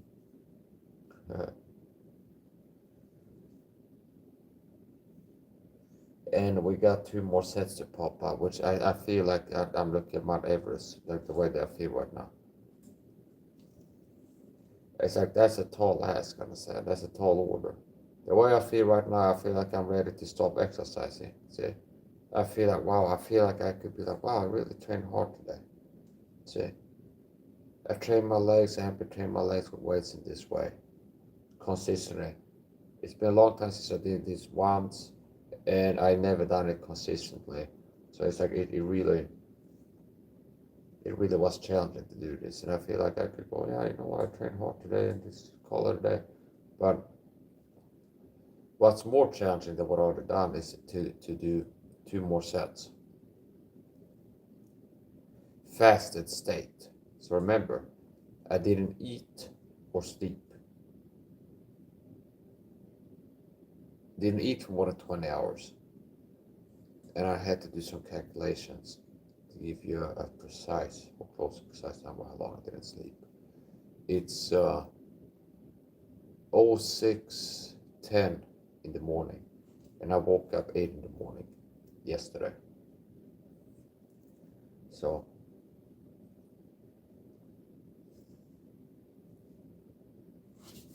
yeah, we gotta do hydration, we gotta do caffeination.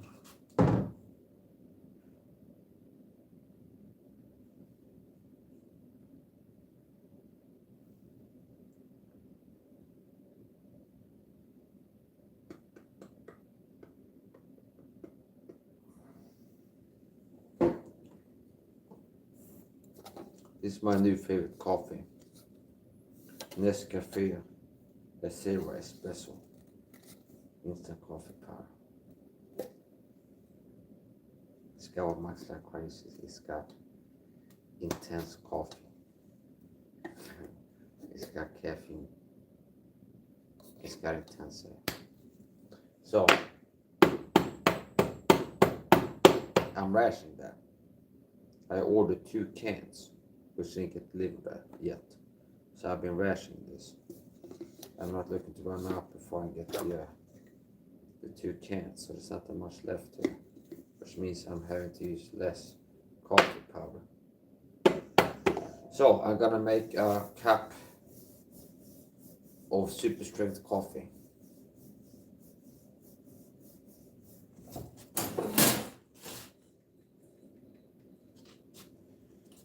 And before 6:45, I will have done set number 2. And it's 06:11 and a half, 12 or so. 06:12, about to be 13. So before 06:45, I will do set number 2 of the promise walk. So what I picked for the exercise was to walk. In the middle of that, it felt too easy. So I upregulated intensity by simply just moving faster. So if you start walking, it's like when you go for 12 reps, it will be too easy. So it needs to be hard to be 12. So I started moving faster. And that did the job. So I did the trick and make it hard to do. And you're going to do 2 more sets. And that's a tall order, I'll tell you that. So, here we go. And I'm an augmenting optimizer, which means I take a pre-existing good thing and optimize it. I'm the type of guy to buy lactose-free butter, which I already like, lactose-free, and then grate some garlic into it to imbue with allicin, to enrich it with allicin, the medicinal compound of garlic. So grape garlic is not just for the flavor, makes it healthier, because now it has garlic in it. So I'm an augmenting optimizer. That's the description of my character I have in my life. But I find something good, take it good, so make it better. I find a good product. I find a way to improve upon it. It's like, it's a good product, kind of a good product. You can go to the supermarket buy lactose-free butter. And it's something you can spread on. And it doesn't have lactose in it, so if people are lactose intolerant, it doesn't hurt the stomach that much. And let's add some olive oil to it. grate some garlic into it, some turmeric, ginger, black pepper, and a little bit of chili. Maybe some Himalayan pink salt to it. And now it's butter with garlic, with olive oil, with turmeric, with ginger, with black pepper. So, if you find something that's a good product, here's another thing I've discovered. A lot of times products will have unmarketed features. Okay. For example, liposomal vitamin C, which I buy, they don't market as a pre-workout, but it's better than things that I bought before that are marketed as a pre-workout, which means it's a product that has a powerful feature that's unmarketed. Meaning, take a liposomal vitamin C, which I took 2 in the last 24 hours. Typically, I take 1 a day, but today, with a double fasted training, I took an extra lipo C before all the training I've been doing. And liposomal vitamin C is not marketed as a pre-workout for bodybuilders, something like this. But out of all the things I've tried, caffeine and creatine and pre-workout drinks with citrulline and caffeine and these things, it's like liposomal vitamin C in what it gives me as a pre-workout is at least as powerful, and I'd say more powerful than some of these parts are marketed as like a powerful pre-workout supplement. So a lot of times products will have unmarketed features. And if you find a product that's good at doing one thing, a lot of times it will be good at doing other things too. And for some reason, they're not always letting know. So that's the point.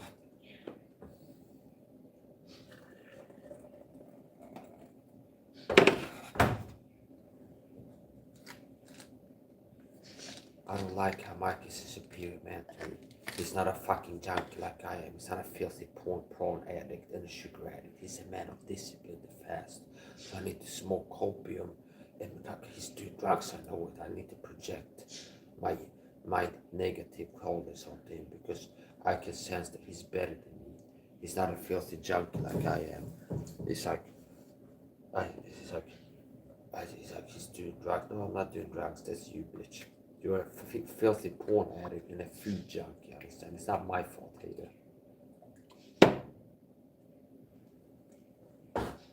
So it's like exorcism, it's like those type of people, when they're watching and I know the truth about their heart and speak that truth to scare them off, understand, like vampires, when the light shines. And I enjoy that. So anyway, it's the point. And it's real-time feedback too. Well, I enjoy that too. The value of real-time feedback, like the view count, up, down regulated in real time, in response to what I'm doing in the video. And for a long time, experience that's helped me do quality science. Understand? Long term, here's one of the depends. I have a given amount of viewers. If I start quoting Bible verses, King James Bible verses, view count reliably drops. See? So it's like I've been streaming for a long time, and I get into you're gonna burn in hell for all eternity. And whosoever was not found in the book of life must cast the lake of fire. Revelation 1:8, lake of fire, the lake which burns with fire and brings towards the second death. So you got headed for an eternity being tortured, like the Hostel movie, or something worse, where you're gonna be tortured by fire, burn pain. If you have burn pain, sometimes you burn hand or stuff all over your body, that forever, understand, is what's going to happen to you, certainly, according to God's word, okay? And that's our quarter verses. And it's like, inevitably, the view count will drop, understand? That's what I call the vampire light effect. See, it's like a whole movie, and it's a vampire in the church, and it's like the light, this dawn breaks, and it's like a ray of light comes through, you understand? Okay, it runs off.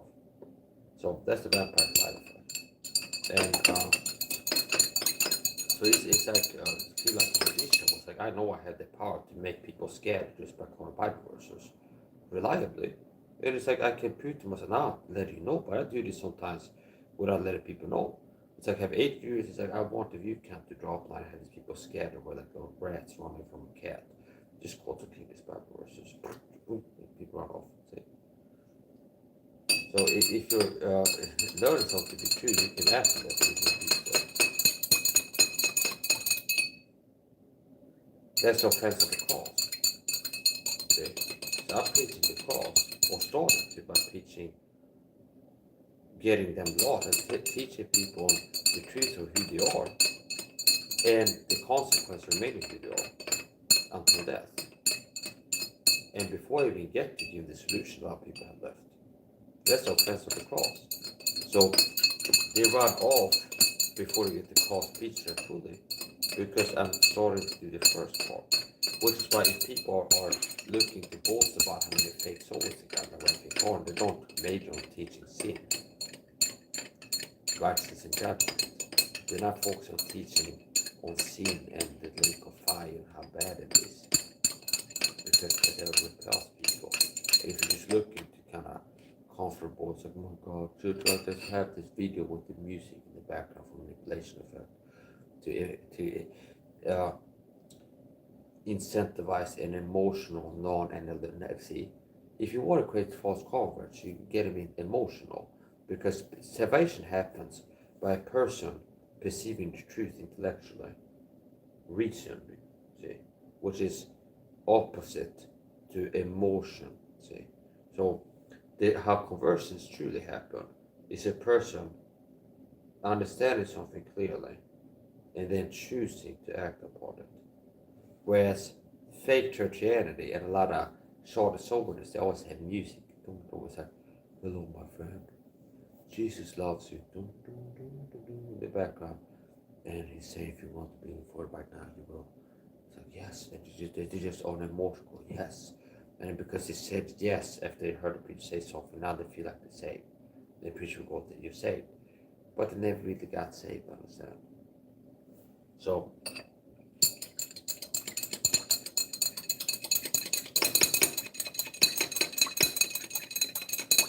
unlike Jack Smack and Matthew Gordon, that really hurts them, see, that I'm superior to them. That the truth is, I can make videos where Matthew Gordon exposed. He's a gospel corrupting heretic. He's been out here the last 3 years giving a false gospel, but I can't say that about me, see. I've been pure in my doctrine. That hurts the ego, the pride, see. They need to be humbled, you need to be humbled, see. So we start working to humble you, Andy, because you have a need to be humbled, the backs of the desert treatment, see, before you can stop it. Just by God, we need to humble you first. And I'll know when you're humble enough, when I can see good effect of the surgery.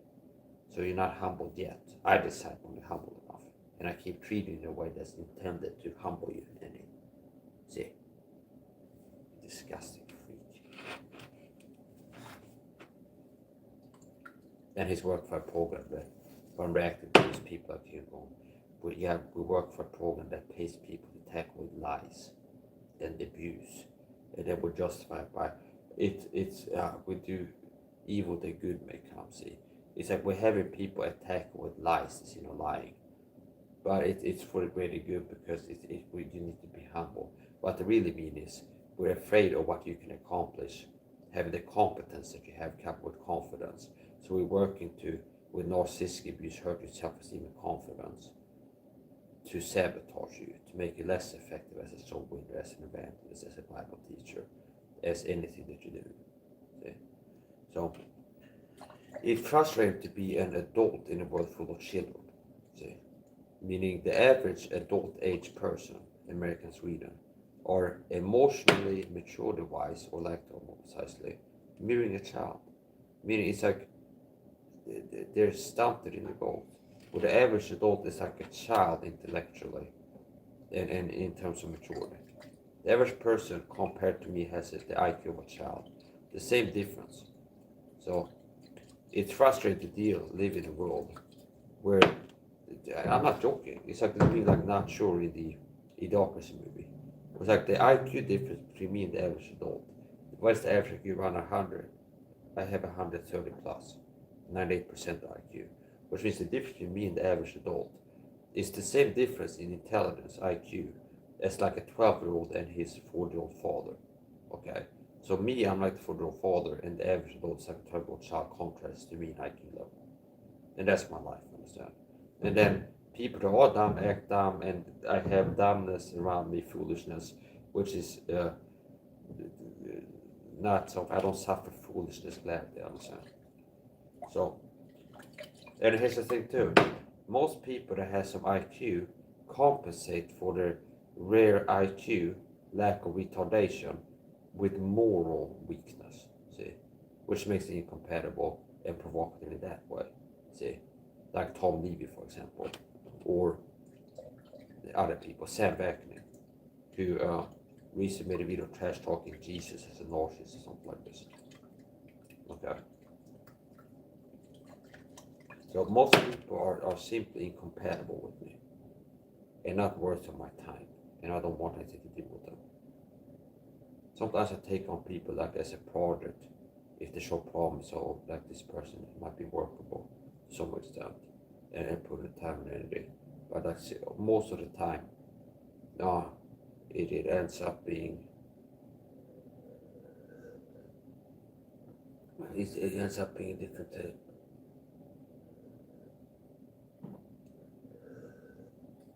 What the deep state psychopathic police don't like is that they cannot manipulate, they can't control, you see. And they used to be able to control people, so it gives them a narcissistic injury to fail at their attempts at manipulating and control my behavior. It causes narcissistic injury in them because they don't like that they can't control me. They like my freedom and my strength. They don't like that they can't control me reliably. See? They can't have meaningful victory and control myself. It's not really a victory to be like 6 men with guns show up. You need to go to the psych ward. Because, do you understand? That's not the same thing as Mike, shut up or else. Okay, shut up, Mossa. See? Now that's meaningful victory. Now, if you go, hey, we got 6 guys with guns, you come with us or else. And it's like, well, I'm unlikely to win against these people if I decide to resist them and go, no, fuck you, okay? It's like I fist fight this SWAT team, and there's 6 men with guns. Do you understand? So that's not like meaningful. See, it's like to get me to shut up and stop talking about something YouTube videos. They have to lock me in the psych ward. See, they can't like they can with most men, Christian men, cowards, or like you better shut up or else. Or it's like, oh, you do something you don't like, make your life more difficult and uncomfortable. And it's like, okay, just don't talk about it.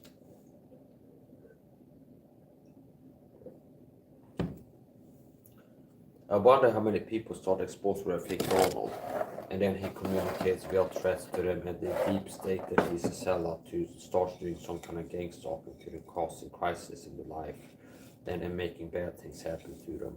It's like mishaps, like it's disguised as normal stuff, see. It's like this stuff happens in reality. Like the sellout person, this works on the average non-Christian warrior man as a coward and weak. It's like the average person, if they will start making us exposed to Raffian Garnell, then a Raffian Garnell communicates to the trade, better shut up or else. And then the deep state that he's a sellout, he will start working to make bad things happen to the person, makes life more comfortable. It's like they fold and they give him, they start making videos about it. Whereas with me, the more he's been trying to threaten me to shut up, the more I'm speaking out. And it's been counterproductive. It's like the more he's been trying to get me to shut up, the more he's speaking out. So, I am what Alex Jones pretends to be. Alex Jones is a shield, by the way, counterintelligence agent.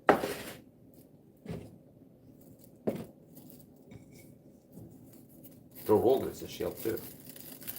And once again, I'm a trailblazer. I've been on it for years, and Joe Rogan is a deep state puppet shield.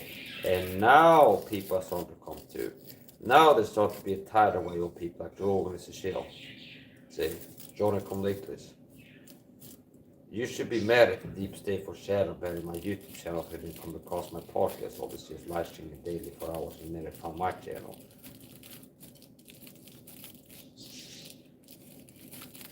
Because you might have been coming to a little bit earlier. I've been enjoying, to some extent, the Metal Gear Solid video game.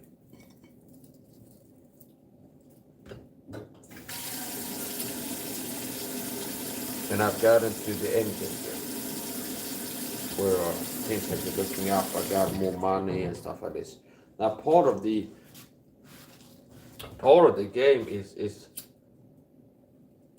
what makes it meaningful. It's like the journey, where it's like part of the gameplay value is progressing. See, we start playing and it's really hard, and then progressively it's like you have like a dart gun, or you have it's like one assault rifle that's decent, and it's pretty hard to take over an outpost with just this initially, and then it's like you unlock a new weapon, it's a little bit easier, and it's like wow, it's like this, okay, and then the games get harder, and it's so it's the journey.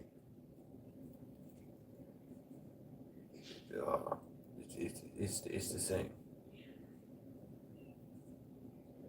Where the game can still be gameplay value after you hit the end game, you finish the main storyline, and you can enjoy having a lot of tools unlocked, as I said, and armor. But the journey of progressing and unlocking things, that's a big part of the gameplay.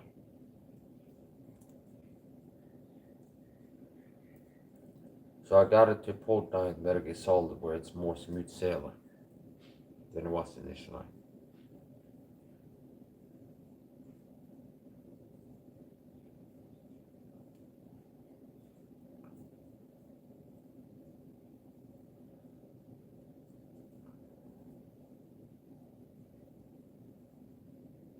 So I'm the target of a secret persecution book called Gang Stalking, and there's several Christian ministries that participate, which means that the deep state sell out, and they work for the deep state to target individuals like me that are persecuted Christians. So me and my Christian being persecuted a target video, and the several ministries and Christian YouTubers that have targeted me for the program. Individuals, ever so subtly. It's called narcissistic dog abuse tactics, where if you're the target of the covert abuse that they work into the videos, you can tell you've been targeted. But other people can't really tell someone's been targeted when the pastor is talking on camera right now. Jack Smack is a Christian gang stalker, Andy Woods, Brandon Holthouse, Raffin Gone after the Bible Church.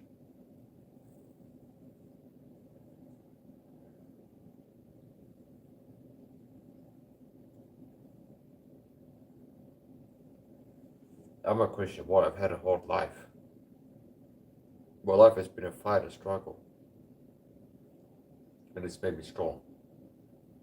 Masculinity is forged, femininity is preserved.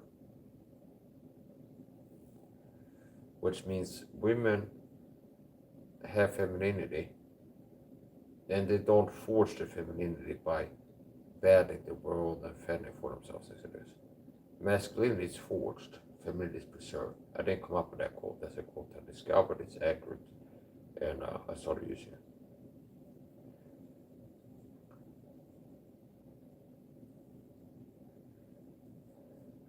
So part of what these Christian gang stalkers do is, since they're part of a secret stalking murder cult, they're working to commit atrocities and believe absurdities.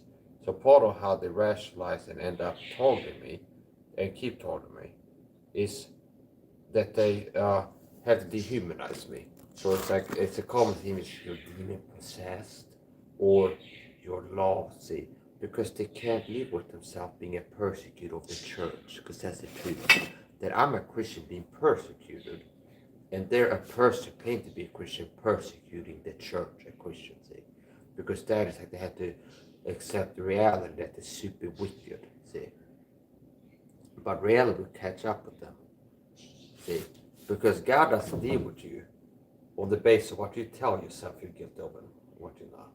If I started being a thief, shoplifting every time I go to the store, which I don't, sometimes I get treated like that in the supermarket, being mistreated in the ICA supermarket because of my autism, where I wear sunglasses and things to limit the amount of fluorescent icons to mind, and treat me like I'm a shoplifter and scurry around stalking the supermarket. They like stalking the shelves for keeping an eye on me since it is. I get that treatment by ICA supermarket, ICA Kvartåksolesund. I have it on camera to some of these events. Where they treat me like a criminal because I'm autistic in the supermarket shopping. See? And it's nothing my behavior that gives them cause to treat me like a shoplifter. But I got that treatment several times. Even though I'm not a thief, I don't steal anything. But I also was stalked when I was shopping with my mother in Clas Olsson in Nyköping by a security guard. It's like, first it's like I go in the shop with my mom and you can see like the staff are like stalking you covertly. And it's like low level tactics, okay? It's like you're trying to stalk a CIA agent or something like this without them noticing. That's the difference in competence when it comes to warfare in different levels that we deal with. It's like we're trying to covert the spy of a person, and this person, we think that we can do it to him without him noticing. Okay? And like doubling over and be like, oh yeah, take 2 rights and the things like this. Oh yeah, they are pursuing, we see. So this ways to confirm if you're being stalked, vehicularly or on foot. And it's like some low level fucking security guards things are gonna be able to like secretly follow me in the store without me noticing or something like this. Okay? But it's like, anyway, it's like, that's another thing that I don't like. It's like, I'm an upstanding Christian man that don't steal anything. And it's like, steal because of, I get, what's it called? Like black people. It's like, I get, what's it called? Profiled because I'm wearing sunglasses and like a hood, and it's like I'm shopping, see. So because of how I'm dressed, I get treated like a thief, a criminal. And a big part of why I dress like the way I am is because I'm autistic, see. So because of that, I get mistreated in the supermarket. Whatever happened to service, okay. So that happened several times. Secured has been part of that. I go to a supermarket, and then this happened when I was live streaming once, and I had visited my mom, and she's gonna drive me home. Sometimes I take a cab, and she's gonna drive me home. We stop in the grocery store for me to do some shopping on the way home. And then as we arrive, and she's parking in a grocery store parking lot, it's a security guard just happens to be in the parking lot as the third video arrives, okay? Or we have it. And I go, predict Martin's gonna stalk us, follow us in there. Mark my words. We go in there, and sure enough, he walks into the store, the security guard. So I just saw a car, be like, Mom, just watch, he's gonna be following us in there. And we go in there, walk around, it's like, he shows up, and then as I'm shopping, it's like, he ends up shopping. And this is like how some people try to covertly act as if you're a shoplifter, which is treated like a criminal when you're an honest shopper. They have to spend money buying things from the establishment, which is very bad, okay? So it's like we go in there, start looking at something, and his security come in, stand at the same shelf, and kind of looking at you in his peripheral vision and pretending to look at a sandwich.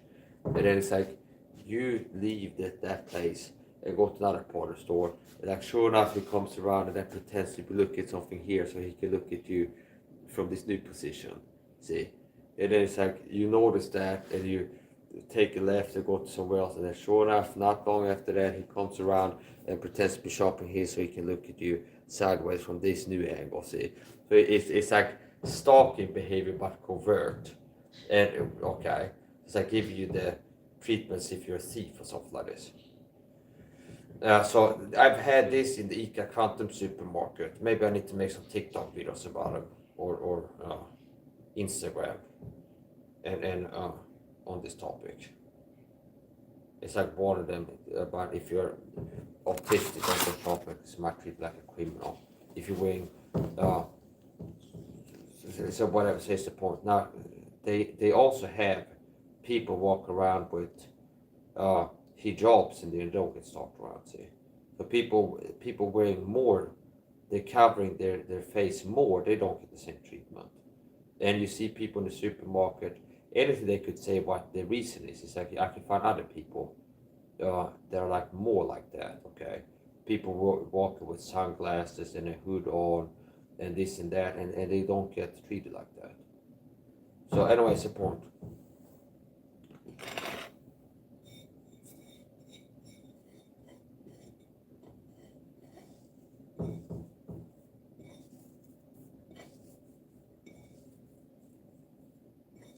That happened last time I was shopping in the supermarket.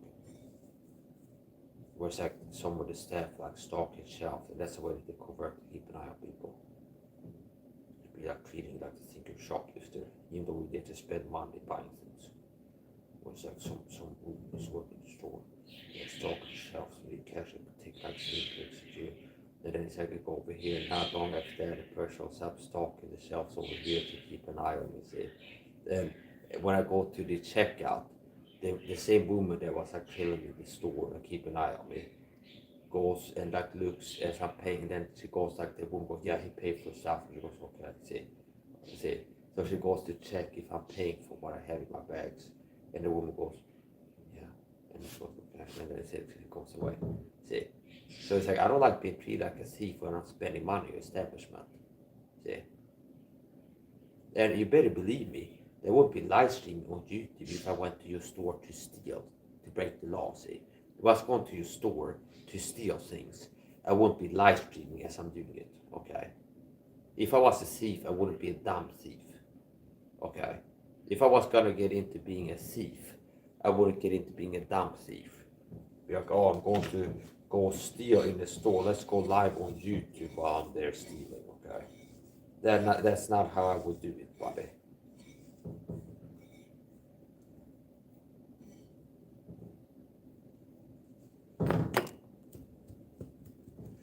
Yeah, anyway, within 4 minutes, I'm gonna do set number 2.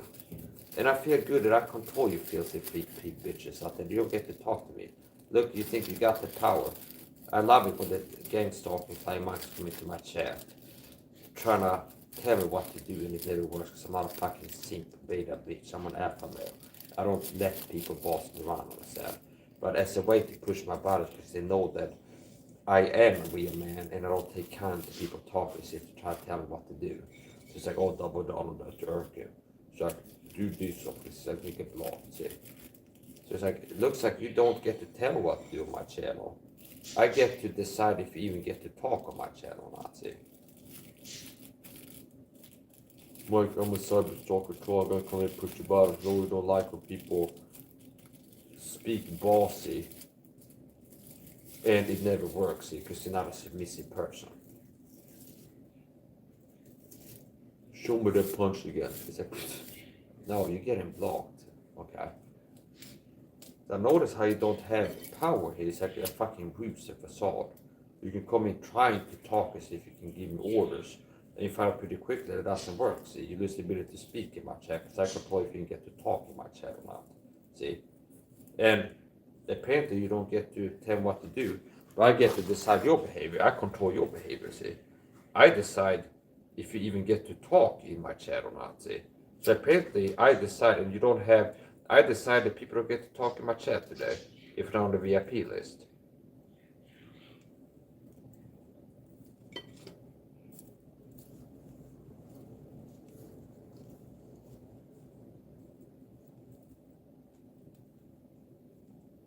Yeah, so we're gonna do 24 more reps divided into 2 sets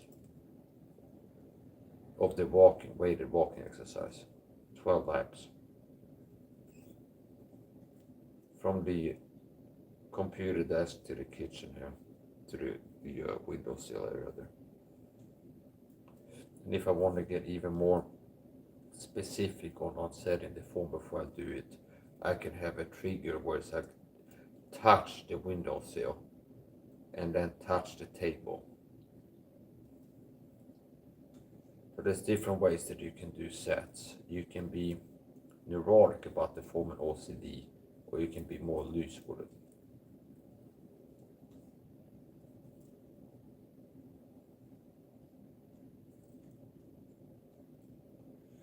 So after I'm done with the exercise stream, I might get to cooking. I have one part of meal prep left. I did the first part of meal prep within 6 hours of waking up today. The super shake. And the second third of the meal prep will be to load up the grand portion with also supplements. And the last third will be making the food, cooking the food, the main course. So my OMAD meals are typically tripartite, meaning 3-part.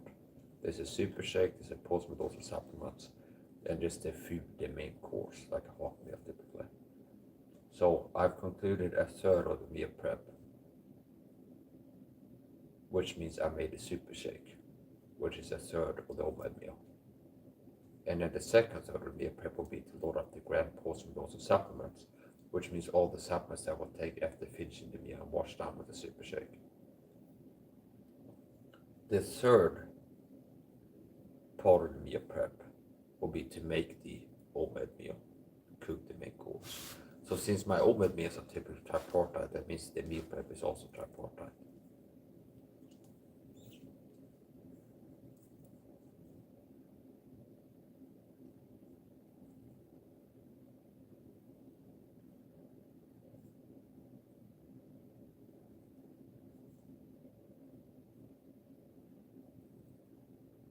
I could also do it by ending the stream with a sort of new stream.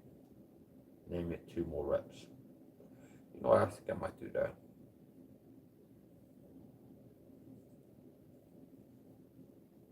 Last 2, yeah, we're doing that. I'm ending this and start a new one. And then it'll be doing the last 2 reps. Right from the get-go.